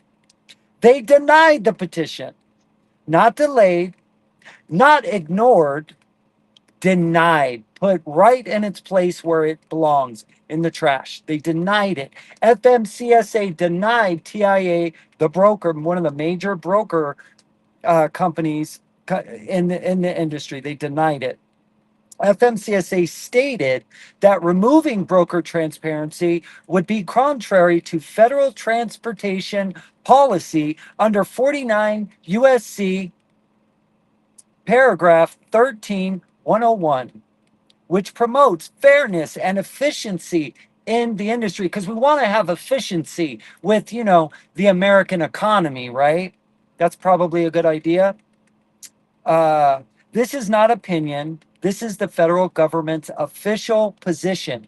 You can verify it by searching it. FMCSA denied TIA petition 371.3 March of 2023. Once again, the TIA went 2 years later or 3 years later and tried to do it again. They were once again denied. So let's be clear. This is not an outdated rule, carriers, drivers. This is not an outdated rule. It was challenged, reviewed, and upheld. The debate is not whether transparency should exist. That's already been decided. The debate now is how strong it should be, how it should be enforced. Why are we not enforcing it? who is making so much money off this that they don't enforce a federal rule? I want to know. What do y'all think? Let's bring up broker statue. What's going on, Marco? Wait, Macro. Yes, sir. How Macro, you doing? Marco. How you doing, brother? Good, man. How are you? Very well. What's Very on your well. How mind? about yourself? Good, good. What's going Yeah. on? Not much, man. I just scrolling by and I saw something about trucker because I'm in the logistics as well in the industry. Okay, So I nice. thought, touch base. All right. Well, right now we were just talking about Federal Rule 371.3, broker transparency. Do you know about that? Of course, yeah, yeah. I'm a Okay. broker myself. Okay. Yeah. So, yeah, we were just touching on the actual rule and how the TIA in 2020 tried to petition against it to get rid of the rule. They petitioned it again in 2023 to try to get rid of the rule. And both dates they were put down and denied. Um, How do you feel about it? How do you feel about broker transparency with your carriers? Everybody in his own, to be honest with you. And I mean, I can speak for myself and can't speak for everybody else because Of everybody's course. different. That's right. With me, my this is my third year company, Okay. so I don't have any problem. I never had any like requests like bond cancel stuff like that, like anything like that. Anybody go against my bond? Um, my risk is pretty good. I'm like really transparent. Awesome. But I'll give you what you need, and but I need to get something that I need from you as a truck driver. Right. I'm gonna be honest with you. Like I give good rates, but my agreement packet is kind of like really strong and then it's heavy with fines. So I mean, we have to be good with both sides, you know. I I'll screw agree you over. 100%. Yeah, I'll 100%. screw you over. Yeah. Yep. So we need more. It sounds like we need more brokers like you. That sounds fair to me. Everything open, honest. Um, violations on both sides. If anybody's screwing the pooch, if you will, or if anybody's being dishonest or not following the rules and regulations that are out there, right? We all have a boss. We all have rules and regulations we have to follow. Now, I would say truck drivers and carriers are held the most. Uh, Man, we have so many regulations and rules and laws that we have to follow. That's Yeah. why the average truck driver's lifespan is 61 years old. All that cortisol, bro, just everything we have to do, it's insane. But I know you guys have it stressful too. I'm not denying that at all. The trucking industry is hard.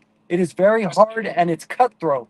Is it not? Yeah, Big time. yeah, I drove. Yeah, yeah, definitely. Before I opened this, I was actually driving a reefer for 4 years.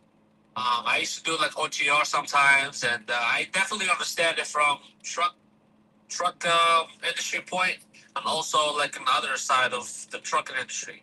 Right, right. Well, that's awesome, man. I'm glad you came up. There are great brokers out there, man. None of us are against brokers. We just want good. There's good broker. I say it all the time. There's good brokers in the industry. There's bad brokers in the industry. There's good drivers in the industry. There's bad drivers in the industry. Let's get Yeah, out all the bad players because I think there are too many people in the trucking industry, and that's where our flex of money is going down the drain because we yeah, got yeah. bad people. I definitely agree with you. Definitely. Yeah.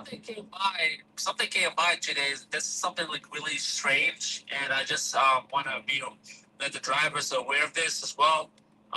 So what I heard some brokers what they do is I don't want to throw anybody under the bus. So what they do is they go after the carriers that have freight guards and call them up and try to be transparent with them. Maybe, hey, listen, if you want me to take this freight guard off, listen, I want you to throw me like $2,500 for it. I take it off. Wow. Yeah, so And there lies the problem. I get them calls every day. Jacksonville, Florida. you gotta. So the robots have this weakness on the drivers now as well. You don't want to comply with me. I'm not gonna comply with you. Right, right. Yeah. See, It's like and a big that's fish. that's the problem I have in the trucking industry is anybody, I don't care what part of the industry that you work, when you're trying to make I call it false money. To me, that's false money. You're not earning that money. You are looking for ways to screw somebody to make money instead of just making money the honest way and providing a good service, providing a needed service. You are providing a false service that's not needed and making someone pay so that they can work honestly. Yes, sir. I'm not okay with that on any side with anybody. It's not cool, man. Yeah, I agree, man. You know, And there's some that like they don't even have freight guards, and they're like, "Hey, you got a freight guard on your report? We can remove it." I'm like, "Oh yeah, tell me where it's at." Oh, we can see it in here. We can see it, and then they'll send me an email saying that it's a freight guard from so and so, and it's all like, "Yeah, well, first you got to haul that load through those guys first to even get one on you." So, and I think I know like a while back ago, like our MC numbers and stuff, like our safety records. What's your thought on like having a company has to have so many inspections cleaned or whatever? Or what do you think? Do you think that's needed, or do you think it should kind of disappear? Mike, you're next. Sorry, go ahead. Yeah, that's for you. Can you just repeat that one more time? Sorry, I cut off. So most of these brokers are required for you to have inspections.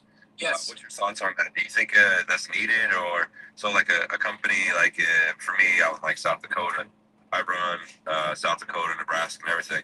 We don't even see scales because we're always back and forth and through there. And then if I want to go out on the road, they're like, hey, we can't do no business with you because you have no inspections. What's your thought? So no inspections mean that you never ran through a scale, or that gives like a little. I would say I'm like a little bit against that, but again, like for the new driver, for the new MCs, and it's really tough to give them a load that's gonna be worth like $150,000 you have in your trailer, and then something happens, something of your truck, and we don't know about. So that can pose some risk as well. Um, See, it's really again like it all depends your background. If you never have any tickets before anything like that, I can let that slide. I'm not gonna need you for inspection. Well, Marco, you sound amazing, man. I appreciate you coming up, and we're gonna get to some other people. Come up and see us again. This is how we fix the industry, brother. This is how civilly debating, talking about the problems, and if you see you work with bad brokers. Get them out of there, man. Just try to get rid of them somehow. And I'll work on the drivers and carriers, man. I see them doing shady business or bad business, dishonest business. Let's get them out, man. Let's go back to the 40s with honesty, a moral compass, integrity, morals, values, the American way, this beautiful American way. Uh, Epic, welcome in, man. How are you? And Marco, I followed you, just so you know. Eric, welcome in, brother. How are you? Hey, Vince, how you been, brother? Long time no see. Yeah, good, man. How are you? How am I not following you? Oh, this is my new account. That's why. Following you now. Yeah.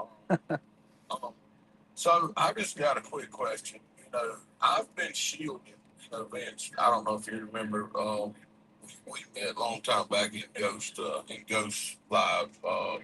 Several times we talked. Anyway, Okay. I've been kind of shielded from a lot of the broker freight deal thing because I've been out here, a little over 30 years owner operator, and but I've been on the agriculture side mostly, and for a lot of my deals been handshake deals, with farmers. And anyway, I seen a lady the other night on the live, and she said she was a broker. And she said, so everybody wants broker transparency.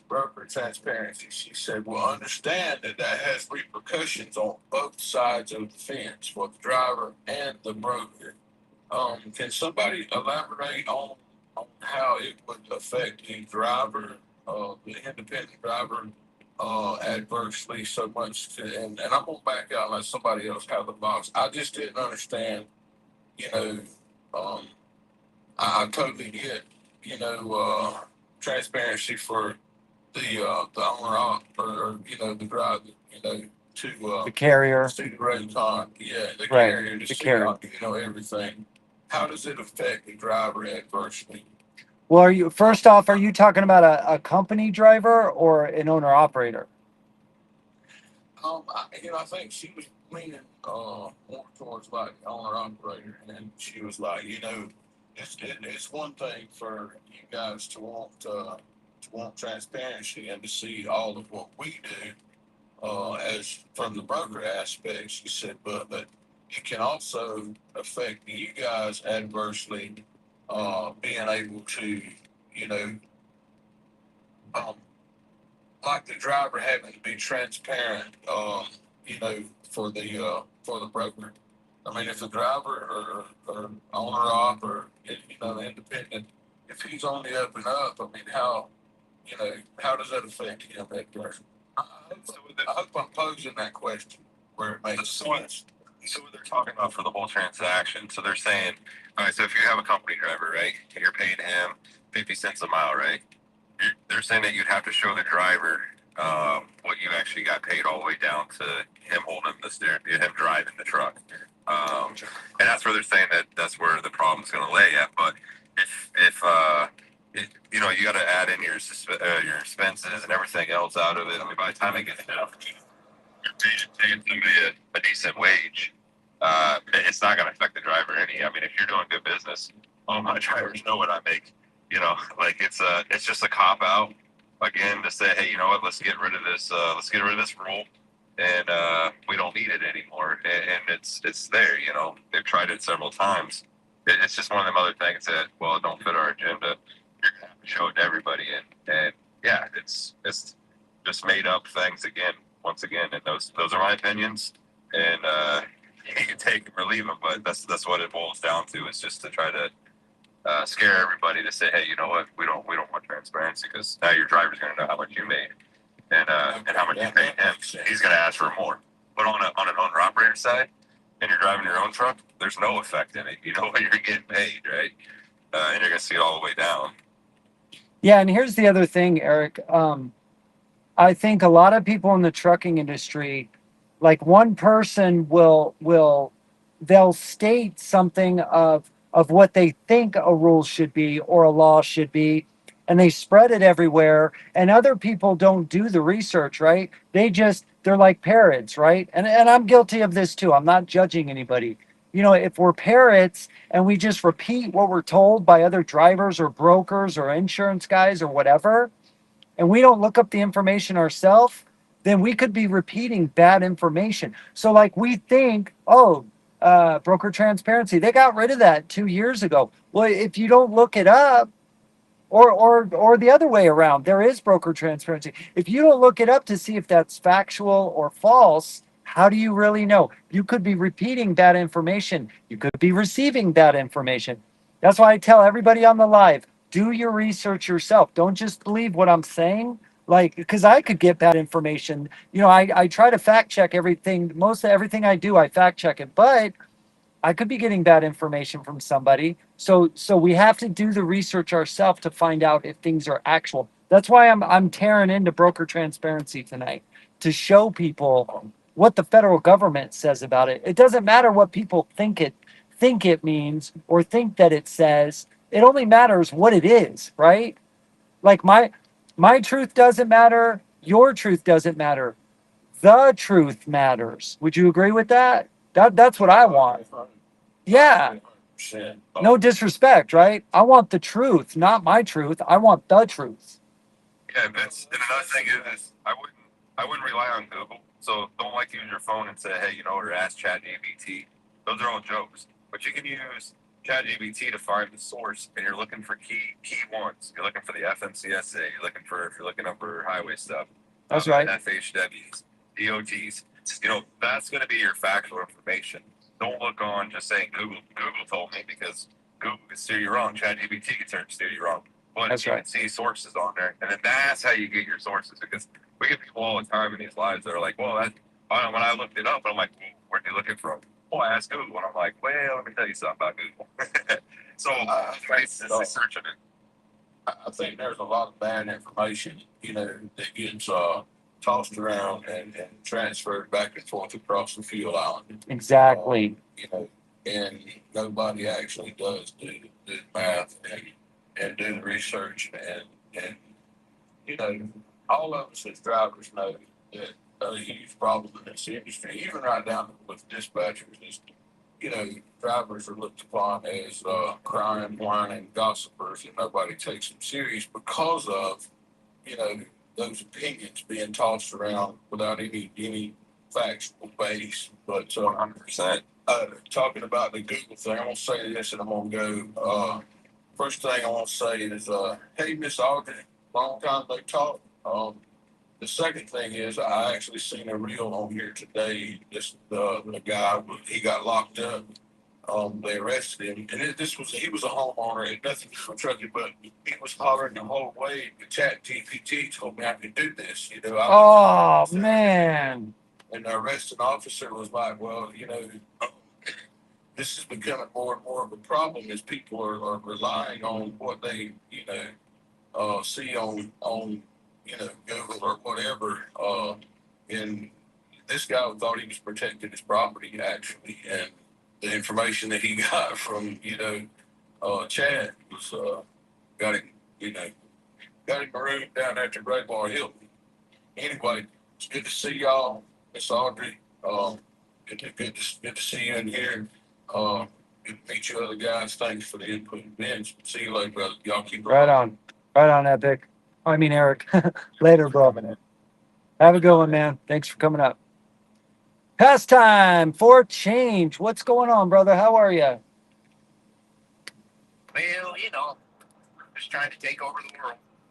Yeah. Did you get the Strait of Hormuz or whatever opened up yet? Come on, man. Doubt it. Your job relies on it. Let's go. Actually, no, it doesn't. But My job doesn't actually rely on it. Like people don't realize that I think it's only like 3 or maybe 6% that actually comes from over there. That doesn't even come from Iran. And, wow. Yeah, I only know this because my brother was over there drilling. So I mean. Yeah, it's like 80% China, right? But who buys everything from China? So that does directly affect us. But you're right as far as your job. Yeah, yeah, you're right. We don't get it. I didn't think we got any. Resources here. Just so people know, we have the resources here. Right. I mean, the problem is our federal government doesn't want to open up the leases so that we can actually do the drilling. So Right. it's just private land and Indian land right now. Gotcha. Well, they should profit off it. Why not? But anyway, what Yeah. are you doing? We're going over broker transparency. You want to hear what I have? Not the actual. I've already said the actual rule 3 times. No, but I got something new. You want to hear it? Just one thing. I'd Yeah. like you to start calling it the right name. We Okay. did that on purpose so that we can get, clickbait. It's actually called broker records keeping. And that's the reason that you will play hell trying to get it beforehand because you're not part of the record until after you sign on the dotted line. So Oh, if okay. you just start calling it what it actually is, if you go look it up, it actually says broker records keeping. There's no transparency anywhere. We did that. Oh, interesting. You're right. It says right here, records to be kept by broker. Says nothing about transparency. There's no transparency. There never Yeah. has been. Well, that's not what the federal government says. Everybody can argue whatever they want. That's like a click point, man. Yeah. You get something going, you get a name going, and it just sticks. But the actual, technical term is broker records keeping. And that's the reason that you're not going to get it beforehand. Because you're not part of that record. You're getting access to their records. That's it. Gotcha. They don't actually have to show you what they're actually getting off the bat because you're not part of that transaction until afterwards. Now, over time, will it help us? Yes, because we'll know that we can negotiate higher than what we're doing now. Because most people are like, hey, I just need $250, $280 a mile. They don't realize some of those loads are paying $7, $10 a mile. Like, I can tell you loads from Salt Lake to Florida, $27,000. Oh my gosh. So, No wonder they're trying to silence us with false documents that don't really even exist. No wonder. Or that were made up by AI. No wonder. Well, we're not going to stop. Yeah, we're not going to I stop. wanted to let you know that it's, if we're going to talk about it, let's start talking about what we're actually talking about. But yeah, just so Okay. people know, you're talking about 20 and 23. Well, you can add 26 in there because they're currently trying to get Clause C taken out of broker records keeping so that we don't have access to it. And they're trying really, really hard to try to get us out of their business. And Of course they are. it is what it is. Like we told them a long time ago, you know, you're either going to start being fair or we're just going to keep beating down the door. And you know, there's a new sheriff in town now because we're going after broker accountability. Like screw records keeping, we're going after accountability. We want them to have 10 times the amount of liquidable assets that they're actually moving. That means if they're moving $1 million in freight, they have to have $10 million in liquidable assets. That way we stop getting ripped off. Well, I don't. And it's making ground, just so people know. If they have that kind of stress, anxiety, and cortisol, though, in their life, they might only live to average lifespans of 61 like us, also, though. We wouldn't want to do that. That's cruel. You know, you know, it's the only industry that, you know, sits there and we don't get our payday for 30, 60, 90, 120 days, and everybody else wants their money from us right now, and it doesn't make any sense. Right. Like, back in 1980, cool. Yeah, we had snail mail and checks. We now have, you know, God, how many different apps are there? Yeah.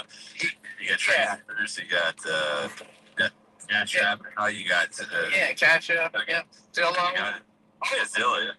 We can pay you at the end of the load with Zillow. I'm like, what? I know, like your com data checks. It's like we can't have a credit card. Why do we have to do com checks for repairs or? Well, they don't even use checks anymore. You actually get on. I still use them, Type in your information, and bro. I still use them or EFS checks. Yeah, It's a money code. yeah, money code. Yeah. most of them are now doing the call in by telephone type deal, and you do it right from your truck, and they give you a code, and you just type it into the little deal there, and it automatically pays for it. They call you back and say, come get your paperwork, and they don't even allow you on the dock anymore. I mean, I remember back in the day, I used to go unload my truck for an extra, you know, couple $100. Right. Now, you know, they'll give you $20 because they got to have the lumping service. Oh yeah. I felt real discrimination when I became a truck driver. I really understood what discrimination meant. It was I unloaded some ice cream cones and the broker told me, "Oh, I said, "Hey, can I unload them and make some extra money?" She's like, "Oh, yeah." And I'm like, "Well, how much do you pay?" And she's like, "Well, if it's unloaded, listen to my words carefully." She's like, "If it's unloaded, we pay up to $700." And I'm like, it was like 4 stops. I'm like, I'll do it, no problem. It was like 10 pallets, and they're ice cream cones. So it's like, 500 pounds a pallet. And so I'm doing all 4 stops. I wait till the next week and I got like, I don't know, $60, And I call her up. What is this $60? It's supposed to be like 700. She's like, no, no, no. I said, we'll pay up to 700. We pay truck drivers $15 per stop. But if you would have gotten a lumper load, we'd pay up to $700 for the 4 stops. I'm like, oh, I'm like, what's the difference? She's like, nothing. We pay you $15, $20 a stop. We pay them $200 a stop. Discrimination 101 learned. So It's because we're not part of the Fair Labor Act, so they don't actually have to pay us. I mean, in technicality, do you know that we don't actually have to be paid? There is no law saying that we have to be paid. So be real cautious when you're working for anybody in the trucking industry, because one, they don't have to get you home. They don't have to pay you. They don't even have to get you anywhere that you want to go. They don't have to allow you to stop. Nothing. You are not part of the Fair Labor Act. yeah, well, we're going to change all that. We're going to change all that. That's an uphill battle. Like we need to work on the small things first. Not if we get 2 million American truck drivers pumped up. It's not. It'll be simple, easy peasy. 2 million American truck drivers. Why do we even got to ask them for permission anymore? We just do what we want to do. Exactly my point. Exactly my point. Yep. We're doing it. Yeah. Yeah. That's the thing is, we need to get. I mean, if you want to fix this industry, you want the three things to fix this industry. We get paid when we're done with the load. Okay, we get rid of the brokers because the carrier can work directly with the shipper, and you stop lobbying. That's it. Industry fixed. No lobbying, Right. no more brokers, and you get paid in a timely manner. I like it. Oh, That's my three. I like it. I like it. Oh yeah, Buggy, of course. All right. Well, thanks for coming in, Mike. We're gonna get some more drivers up now, some carriers. All right. Yeah. All right, brother. Like Also, I what's just came in to tell you about the thank you, transparency thing. thank you. And what's your site? If anybody wants to go check out your website, what is it? Is my name, Pastime for a Change, or it's ptfac.com. All right, everybody, go check out Pastime for a Change. All right, brother. Thanks for coming up. We're gonna get to Buggy now. You have a good night. All right, you too, man. Later. Buggy, welcome in. I agree about the broker transparency, but I wanted to bring light to a different kind of transparency that needs to be either changed or totally done away with. I saw your video about tolls. Uh-huh. I don't know if you know, the tolls are not even part of this country anymore. They're owned by foreign companies in Australia. Oh, you're gonna get Sean excited. Oh, brother, you need to work with us. Where have you been the last month? The tolls need to be done away with. I learned this within the last few years. They are owned by Australia and now even Spain, private companies. The tolls are not even benefiting this country. That's right. Preach it. Preach it. That's right. They sell the bonds. They sell bonds. I don't know how far you're into it, but they actually. So we sell bonds to them, and then they can take that money and actually spend it however they want. Well, and the scam part of it is the law's written that if the toll road has to be able to be paid off, and then it goes back to free, right? So if you have these bonds that you keep selling every time you can, that road never gets paid off. So that's how they keep the toll road. So the oldest toll roads in Pennsylvania is 85 years old. How do we have a road that is 85 years old that's never been paid off? And all it is only owed $150 million. That's where they're at. But now they've came up and said, hey, you know what? Instead of $150 million, we're going to keep paying you 150% interest on your money that you put, but we're only going to put $150 per interest. That's going to go to the interest to the 150 million. And I think it's actually 10,000. I think is what it actually is. But yeah, toll roads are the biggest scammers. Well, I don't know about what other toll roads it could be, but I know the two most corrupt toll roads in this country that come to top of the list is the Pennsylvania Turnpike and then the GW Bridge. Yeah, so we did a study on the GW Bridge there. What it come out to be, Vince? It was like it cost out like $1.75 a foot. Oh yeah, it was For 2.5 cents a foot to drive across the bridge. It's for us for trucking, it's like $120 to go across it. And now I don't know if you're familiar, Buggy, but they're talking about making I-70 go from Illinois to Ohio. The whole state of Indiana on I-70 is going to become a toll road. Now we've just been digging in it deep. We're actually just in 2024, we gave out $100 million. I think it's a little over $100 million to the state of Indiana to actually have that road replaced. And now they're going to turn it into a toll road. So now we paid it out of taxpayers' money out of our infrastructure bill, and now they're going to actually collect money on a toll road that we paid for. One thing you used to be able to get out of New Jersey for free out of Trenton, but they closed that off. Now New Jersey charges you to leave their state every which way you can leave. Wow. And then New Jersey now is also trying to make it to where if you owe more than $250, it becomes a felony. Wow. And I just kind of bring that to light about the toll roads are not even owned by any entity in this country. They're foreign owned. Amazing how they want to control the strongest part of the industry, the carrier and the truck driver. They want to control the strongest, right? That's because they know if we ever band together, and we are, we're going to be unstoppable. And we should be making up the rules and regulations and laws, not them. Too many people that don't know anything about trucking are making up all our laws and rules. Too many people. Yes.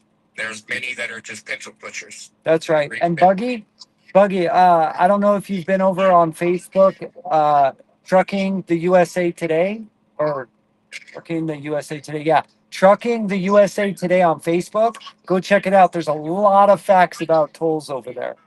Go check it out when you have a minute, Well, also too, if you I want. know before there needs to be a change to the hours of service. I know there's a lot of arguing back and forth about it, but the way it is right now, you'd have to run 8.5 hours a day to, uh, what you say, have running your hour or being stopped, so far as falling short. You know what I mean? As far as jumping run 8.5 hours a day to be able to keep going without a Right. reset. So you're talking about for the 70, right? Yep. So you stay underneath your 70-hour work window for the week. Yeah, so I've actually have calculated it that they need to allow a larger allotment because what we're essentially we're all being forced to kind of cheat in a way to allow the hours to work for our benefit. So what I mean is that we need a larger allotment to be able to do everything FMCSA wants us to do, but we have to utilize our off-duty time, which doesn't benefit us because of that, but for compensation. Well, you know what, Buggy? It's time for us to fix it. No, nobody else is going to fix it. They love it the way that it is. Too many people are making money off our back for them to do anything about it. It's exactly designed and perfect the way they have it right now. We're working 70 to 90 hours a week. We're not making any money. We're living paycheck to paycheck. Not everybody, but most. But most. Like you mentioned, the 90 hours a week. Oh yeah. A lot of the way we're forced to save our hours in the corrupt way. Right. Right. Enough is And what enough. other industry? And what other industry that you have if you make a problem? I mean, there is some, but there's a couple of them. But if we actually did go out and did something wrong and messed up a family, now we'll be going to prison for a long time. And now I don't know if you're familiar with the Delilah law that's actually passed. They're trying to open up a part where it says that it can be punished by the needle or whatever way you want to go out. So there's there's some more information that's we're not seeing it, and it's just getting shoved right into it. So paying attention to that stuff and being informed on it is very crucial at this moment. And going back to being off duty, when it comes to lawsuits, like you're mentioning, that they can actually pin that against us because we're not technically on duty as FMCSA says we should be. And that's why I said the hours of service needs fixing. Yep, absolutely. Souls of the My road. thing is, Oh, go ahead. my thing is if you're out driving, right? Why do we even need an hour of the service? I think we're all adults here. If you're starting to feel tired, you need to pull over and go to sleep. Well, then that's what you should probably do because even with that 10-hour, 11-hour clock sitting there ticking down in front of you, I mean, studies have shown it over and over again. Look at a basketball game, right? The clock's just about to click zero. What do? They slam that ball as far as they can from one side of the field to the other side of the to try to get it into the basket and the hoop. So what are we doing? Have we even studied that study part of it? Where's the most accidents? Is it at the end of the clock? Is it at the beginning of the clock? Is it in the so? I think there needs to be some more research on it for sure. But to me, in all reality, when I look at it, it's all like, okay, if you need tracking devices on us, put tracking devices on us. But however, why are we having to follow that if we mess up, we're going to go to prison for, right? That's right. I say let the adults be adults. Hold the individual responsible if they make a mistake, Don't hold the entire group responsible. It doesn't work. It doesn't work. Just the good people suffer. That's all that happens. So I don't know. I know reason part of the reason that was because of what some of the companies were doing over the years of pushing drivers to the limit. Right. And we actually, I think this has even gotten worse though, right? So back in the day, they used to force, force it. Now it's like, hey, you got this many hours, you got to do it at this time and to this time, and we actually have brokers that are saying, hey, you know what, this load has to be here at this time or you're going to get fined. So, and actually to me, I think with all of the regulations in it now, it's actually made it worse for a driver than it actually has fixed anything.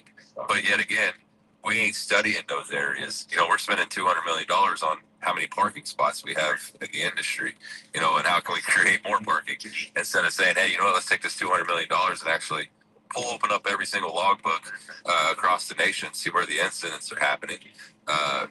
See what the safety data says.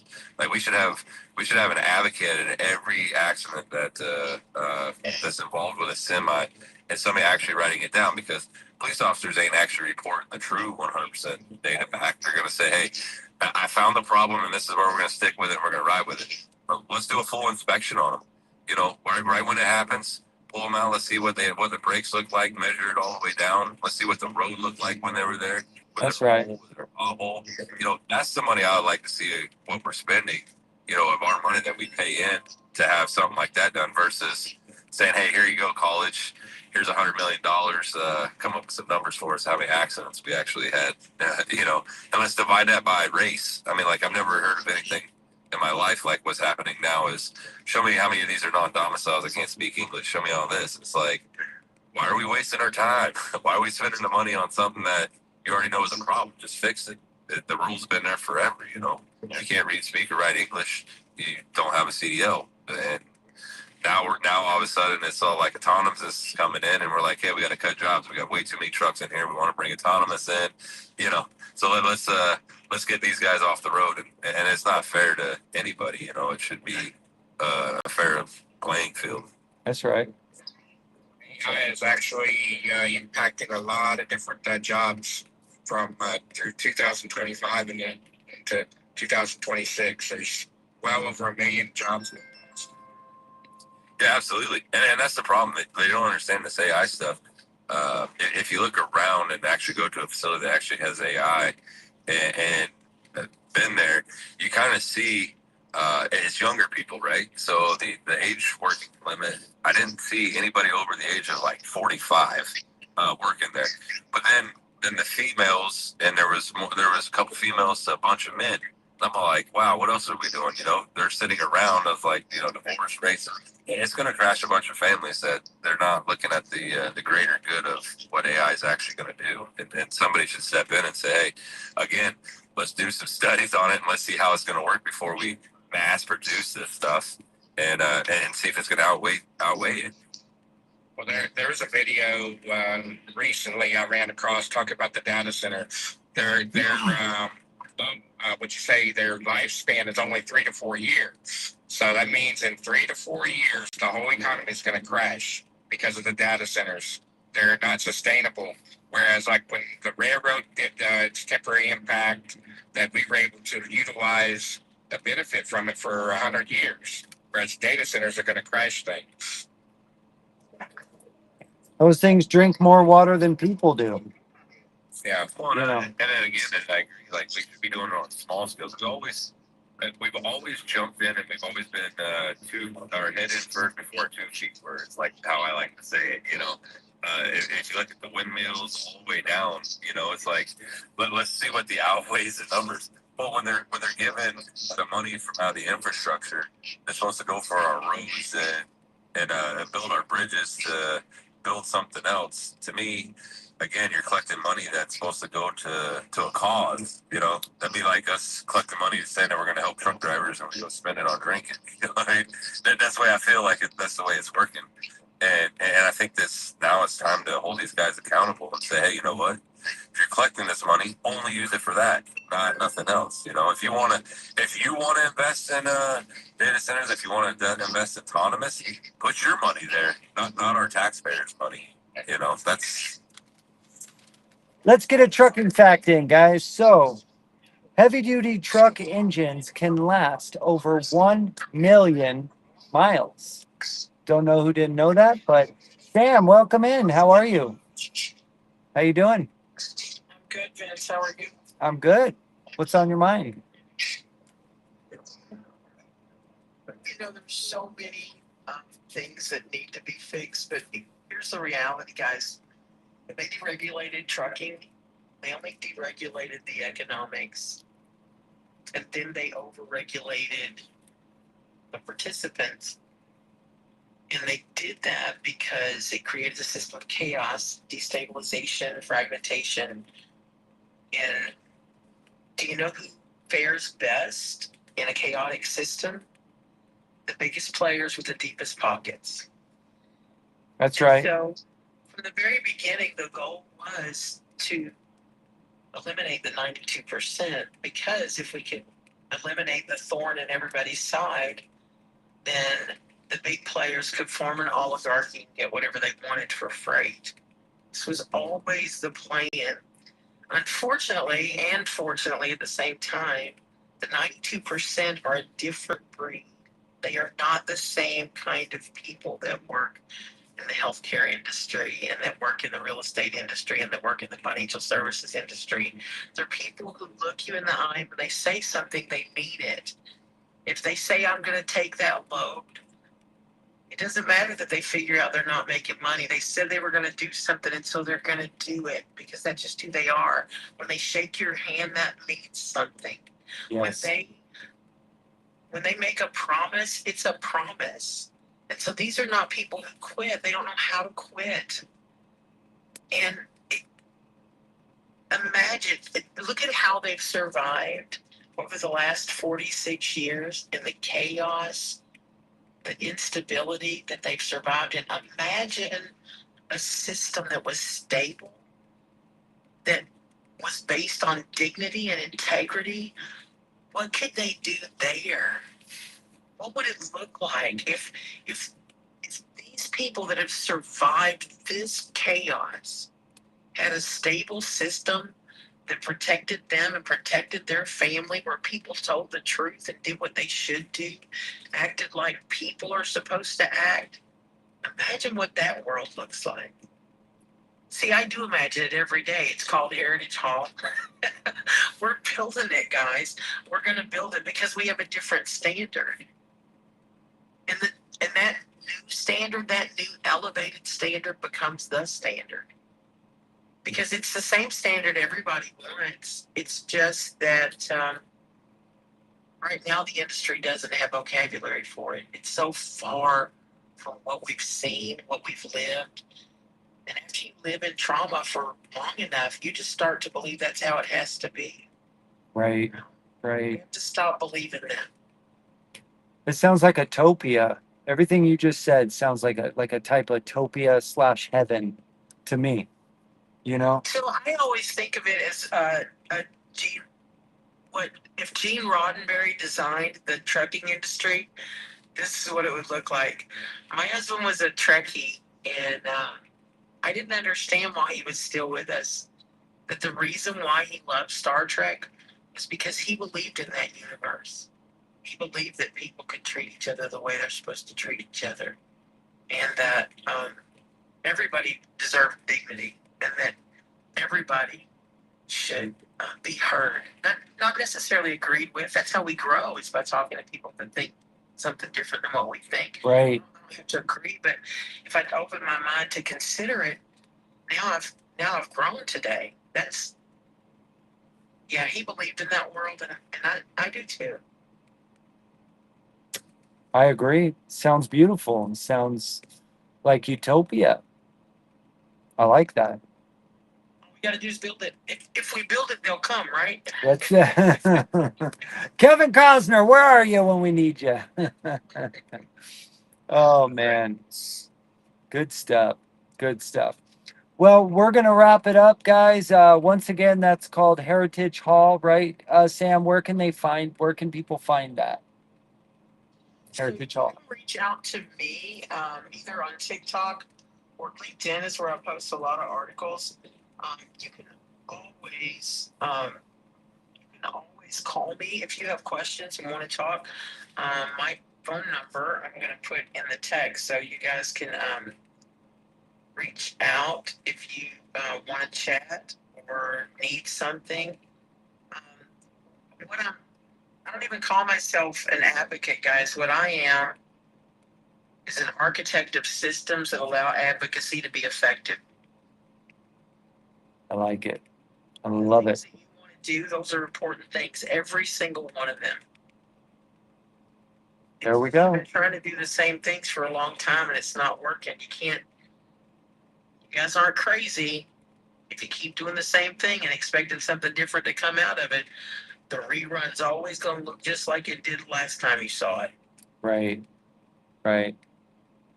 Definition of insanity: doing the same thing but expecting different results doesn't work. Try something new, folks. Try something new. All right. I was gonna ask, well, you're a driver, right? I've had a CDL since 2007. I actually haven't been driving since August. Technically, I came home, and then my mother got sick on my birthday in September. I've been trying my hardest to find work locally since she got sick, and it's been a mess trying to find work where I am. It's always been. So you've been driving since 2007 then? Before that? Yeah, I've been doing the course since 2007. Nice. So I just wanted to. But I've done from working at being a shifter for about 4 years initially. After I got on CEO in May of 2007, which I started there in October, and then worked there about 4 years, and then went over there. And then I've been in motor coach. Like I said, most of them over the road. Heck yeah. Yeah, I just wanted to thank you for your, putting your time in and being away from your family to feed and supply American Chain. So I got 18 more years now. Wow. nice. Nice. That's awesome, Well, Buggy. you've seen a lot on the road, huh? A lot of changes. The last time I was forced to give up because my mother got sick. I actually in some of the states that I didn't have before. So basically, I can say I've been through and to every state in the continental United States. There's still parts of states that I haven't been through, but I got to see some parts that I didn't get to see. Nice. Honest opinion, do you think we could fix the industry if we all stood together? Unity is a big thing that needs to happen again, and also we need to bring back what the trucking industry used to be, a professional industry, not the joke that we have today. And all these wannabes need to be kicked down and bring back the real professional truck driver. That's right. That's right. I would agree with I that. always said truck driver was always offensive to me. I always wanted to be called a professional driver. I always held myself at a higher standard. That's dressing nice and being courtesy and no road rage or, if I got number one, that just always meant that I was number one that day. I always tried to work to get one of those. And Sean, that's why the American Trucking Association is always will say skilled laborer, because if they can call us a skilled laborer, we're not a professional driver, then they can just lower the standards, make us look worse. So Else that needs to be done away with because I think it's wrong the way some companies or some classifications running it, but it's not out front and center. Is we get called being paid by piecework. I don't know if either of you've heard of that. Piecework. no. It's a term in some parts of things, including if you have a lawsuit that the attorney has to try to find a way around some of the classifications. Like I was involved with I'm not going to name the company, but I was involved with the company that I worked for in the oil field that did not pay us properly, and he was able to utilize an overtime clause in New Mexico to be able to pursue that lawsuit. shady guys in the industry. Wow. So I'm pretty diverse in experiences that I've dealt with over the years. I've got to see a lot in my time. Yeah, I was gonna say 18 years. That's got to be just a lot you've probably seen. Hey, would you say there was a brotherhood? Would you say there was a brotherhood or a sisterhood back in the day compared to what we have now? Well, it was a lot different when I started. I know things were on the edge of the shakiness back when I started, but it's still better back then, even before the forced ELDs that we got into. That's right. Would you fix anything? The system was already broken from many years ago, way before I ever started. That's why I mentioned about the hours of service allotment. It's designed broken. Yeah, absolutely. I agree 100% on that one. Like it was that system was already messed up, and I think if they would have fixed it, they would have put it probably more held accountable on the driver by saying, hey, you know what, we're going to open up the hours of service. If you mess up, you're going to be at full capacity and held the whole to the max on That's you right. if you do it. And they're doing that now. Like I said, if you fall on the Delilah law, they're trying to slip through there. You know, it's not a good thing. Like it's if I'm gonna be held at a real high standard and actually be putting a sentence into to even death on it, I think then I shouldn't have to have an hour of service rule. I should be able to know what's right and wrong is right, because at the end of the day I'm gonna have big consequences. Well, as far as the hours of service, you said shouldn't have to have an hour of service. I still feel like there should be some sort of logging system to log our hours for us to be able to be properly compensated. Because without any sort of logging, and how do you have any sort of records or accountability? For all right. Well, and I say that you should. You could have that. I mean, if you log your hours, but not have you went over your 11th hour by 5 minutes, or you were 10 miles away from home, but now you couldn't make it home, and you were, ready to go home and had all the energy you wanted in the world, and now you're being put out of service, and now your insurance goes up, and the consequences of that, even being able to be in not being able to take loads because you couldn't make it home. So that's where I was kind of getting at of the hours of service. But yeah, time clock. I mean, we run time clocks, everywhere. I mean, nowadays you got your phone tracking it. If you got any kind of app, of Google or whatever, it show you what you did and how many hours when you stopped and everything. So, but I don't think it should be. You should be held accountable for your hours of service. Yeah, it's too much. It's too much. I still think that there too needs to be some sort of stipulation to keep shippers and receivers and trucking take advantage of you. Because something I've dealt with over the years is my clock may show that I'm good, but if I've been physically awake, then that doesn't mean that I'm good. I've been physically awake going on 12 hours before I even start my day driving the truck. That's why it's silly. That's why it's silly. That's why it's ridiculous. Let the professional set their own hours, Yes. and if they do something dangerous, hold them accountable. It's that simple. Yes. It's simple. It really is simple.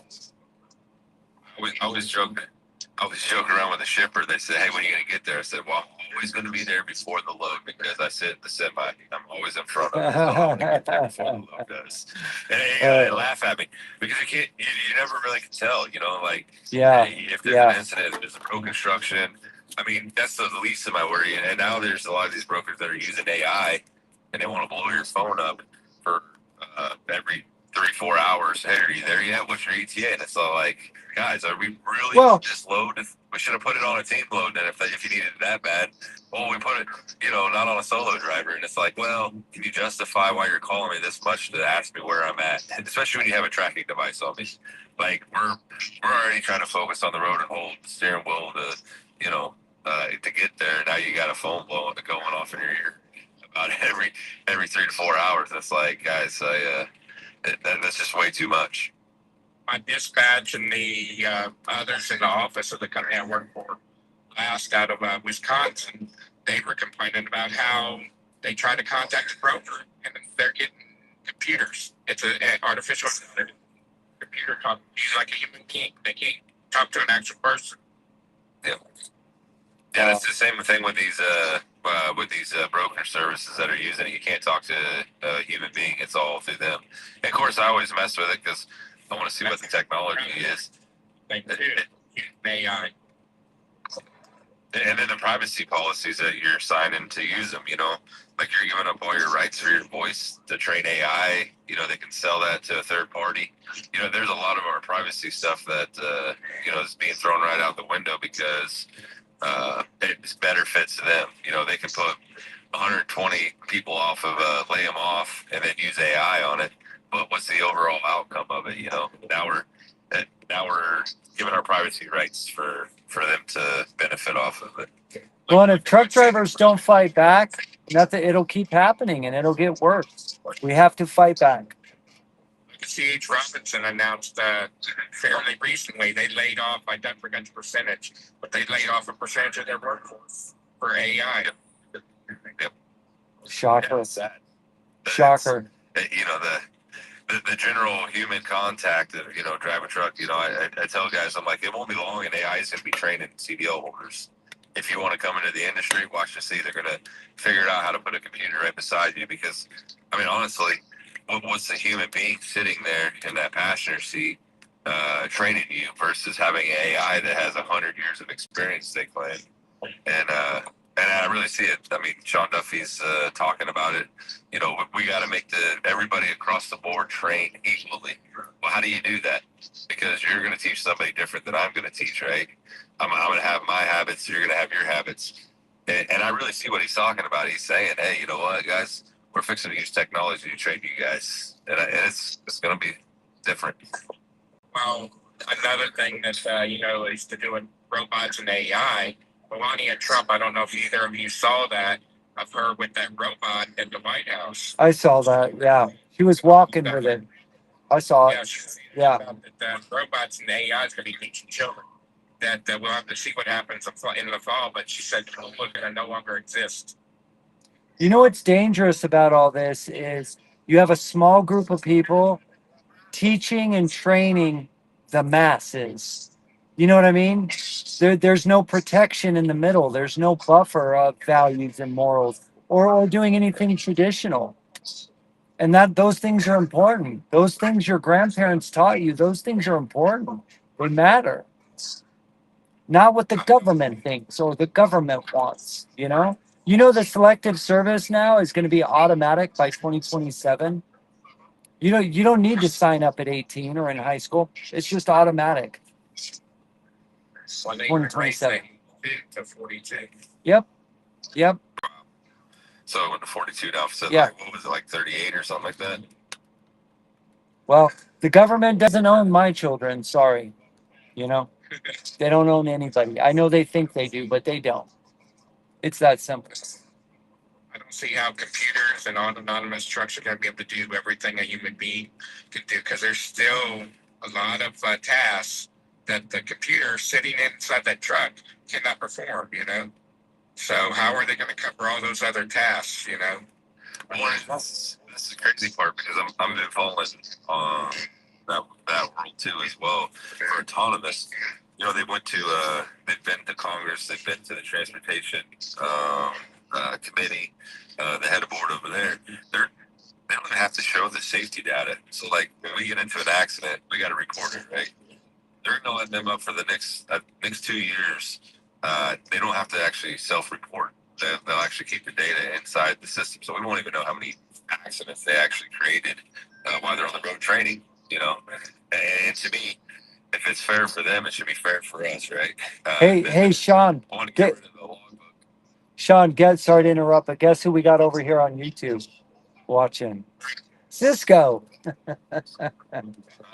Nice. Yeah. So everybody say hi to Cisco. We're on YouTube. Hi. Let's just go.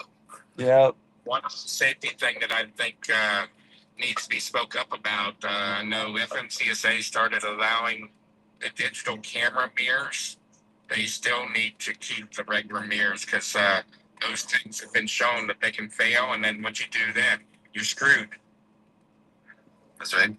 Yeah, I think the technology. I mean, yeah, do we have it here? Absolutely, but I think it needs to be more. It's got to be. If you're trying to say, hey, you know what, we're doing this for safety, show me the safety numbers. Show me the facts to say, hey, you know what, this part is saving it, or this part's doing that, and nobody can ever give me a list and a detail of saying, okay, it saved this many lives versus this many, and that's the sad part. Like we really need to be more investigating it and doing it on a smaller scale instead of just saying, hey, you know what, we're gonna put 50,000 autonomous trucks out on the road, guys. Enjoy it. And I really think the technology with these toll roads actually have something to do with autonomous because they need all these computers up above the road to communicate back. Well, then they're saying, hey, you know what? In these big cities, that's going to be our big problems because there are going to be people zigzagging around through there. Well, if you look at the toll roads, and in every major city, they have an HOV lane, right? So if you put autonomous over on that HOV lane and it'll run back and forth through there, you have your problem solved. So if we don't get up together and say, hey, you know what, enough's enough, and we need to abolish toll roads, I think it's going to be there paving the way to get what they want and a lot faster. Let's take away the funding. Take away the funding. Technology and telematics they're using now with like Sam Sarah and that they're using the telematics data to pin against the driver the stability and what is the word that I'm looking for, basically not longevity but basically security of your job security is not there anymore because they're using information from the computer instead of using human common sense to judge a driver's drivability. They're using that to pin against a driver and write him up for something the computer says he did wrong, and supposedly he did wrong. Yep. Nope. I've seen that. That's been happening quite a bit. you know. Uh, My quit a company. I'm sorry to interrupt you. He quit a company not too long ago, but he ended up trying to go back to a company we both worked for years ago, but they never contacted him, so he went back to the oil field. But this one company said the AI flagged him for picking up something off the floor, like I think he was getting something to drink or whatever, and he did nothing wrong. so Sean Duffy says on live TV that he wants to be technology. We want to be better than China. We want to get it more advanced than they are. And I'm like, guys, be careful what you're asking for. Have you not seen what China happens over there when you do something? Yeah. They lock you out of your house. You can't eat. During the pandemic, yeah, look, that was fun. Yeah, I bet they loved it, enjoyed it. They can stay in their technology world. You know what I mean? Yeah. Like, let them have it. But we don't need to be more advanced than they are. You look at what there was going on. Dude, you jaywalk in China, right? They take a picture of you, they mail you a ticket in the mail, and they've already taken it out of your checking account. Like before the ticket even gets to your mail, they just tell you, "Oh, thanks for the, $56 you just paid us." No trial, no nothing, just thank you. Appreciate the money. Drivers that do not agree with driver cameras and exactly what I was just talking about, why I don't like driver facing cameras. Yeah. Especially super cab. It's like it's your personal, like your personal house on wheels. I understand the company may own the truck, but still, you're it's like your house, home on wheels for the time you're in that truck. And I don't agree with the driver facing camera. I won't do it. I refuse. Any company I've ever worked for that's tried that, I just say, okay, you want a camera on me all day? I want to put a camera on you all day. I'll do it if you do it.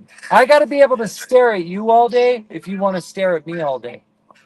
And they do watch, trust me. They're watching. They say, oh, only if there's an incident or an accident, then we'll minus 5 minutes and watch bullshit. They're watching all day long. Give you an example. When I worked for MJ in the oil field, hauling crude oil, they showed us, the safety guys showed us that they were able to pull data, video record recording for the last so many hours, like when there was accidents, they were able to go back past that accident time frame and see what was going on hours before. Right, right. See, that's the problem. A lot of people think that these cameras are actually good for them, but any good lawyer could actually make any driver look like they were a menace to society out here on the road. Because how many people actually stop at a stop sign for 5 seconds, look left, look right before they pull out? How many people actually go through a yellow light? You know, things that when I worked for a mega carrier, they were all like, when cameras were first coming out, they were like, "Hey, look, we don't want no part of that because we could be paying for stuff that we should be really paying." 10 minutes up the road, he was actually eating a cheeseburger. He was looking down at the radio knobs. I mean, those are all the things that once it starts to get out here, I mean, like right now, nobody's actually using that technology to say, "Hey, you know what? Let's show me the camera footage for an hour before." But when that happens, it's gonna be bad business for the driver that was driving, because I mean, they could take his CDL forever for doing what he's doing. The carrier could get really big fines on it, or even have to close the doors and lose their authority. So, and I think it's coming. I mean, I keep on looking at it. Autonomous is paving the way, and if you got to get rid of more jobs, that's how you would do it. That's right. He's picking at drivers for eating or drinking while they're driving. I mean, you got to be able to make use of your time somehow. Yeah, absolutely. Well, guys, we're going to wrap it up and call it a night. So, any last words? I really hope we can fix a lot of things, especially that hours of service that we discussed about in bettering the hours of service. You know,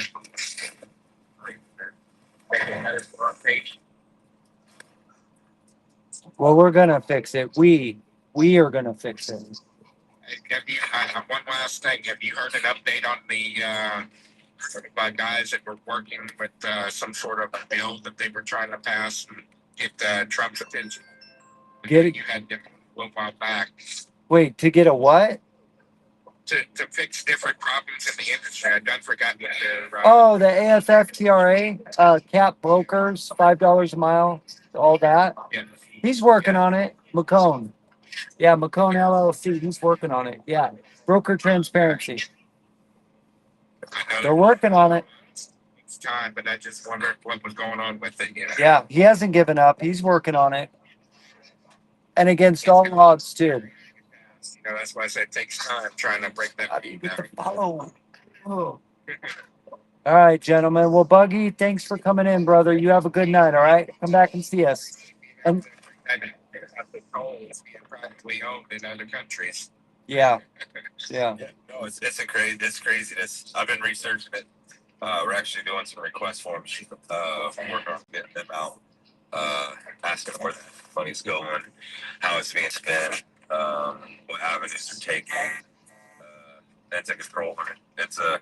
It's a long process, but it has to be done. I mean, it's our money that we're having to give to these people, and if they're going to give it over the country, we want to. And it's time to show us where it's going instead of giving us the runaround. Roads are tore up and fixed. Getting way too great. I mean, it's like you said, there's a few roads that I know that are smooth. The rest of them are just beating on your equipment. They're saying, hey, you got to keep your equipment up to date. Arizona, Michigan, they have rough roads. Yeah, Buggy, go check out Trucking the USA Today on Facebook, all right? When you get a second. Go check it out.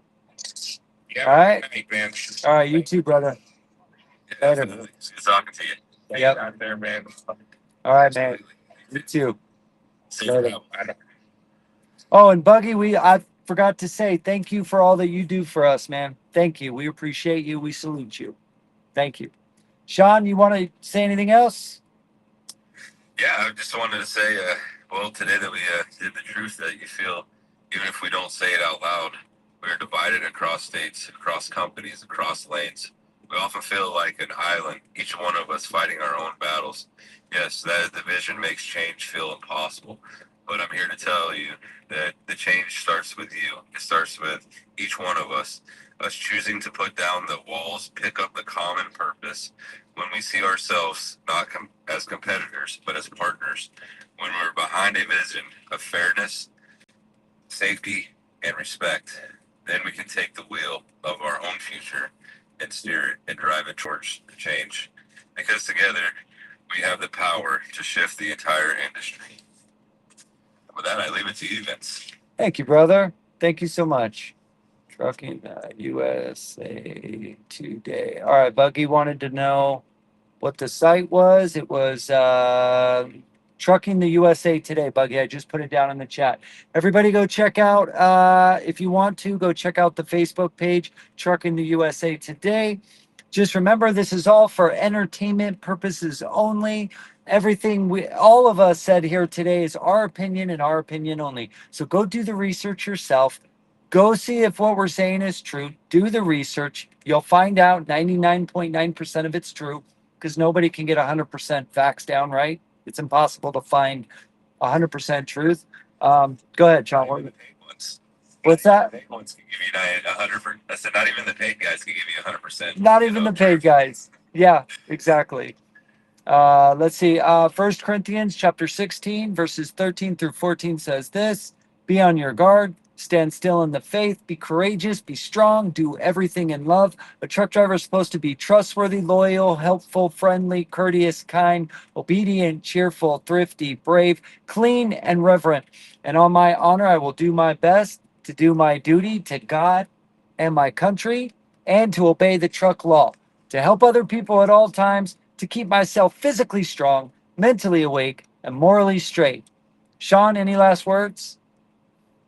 No, I just want to thank everybody for coming in and having the courage to come up and speak to two guys that want to use your voice to change this industry. So thanks for coming up. And if you didn't get to come up this time, next time we're on here, make sure you come up. We would like to encourage everybody to come up and let's hear their voice.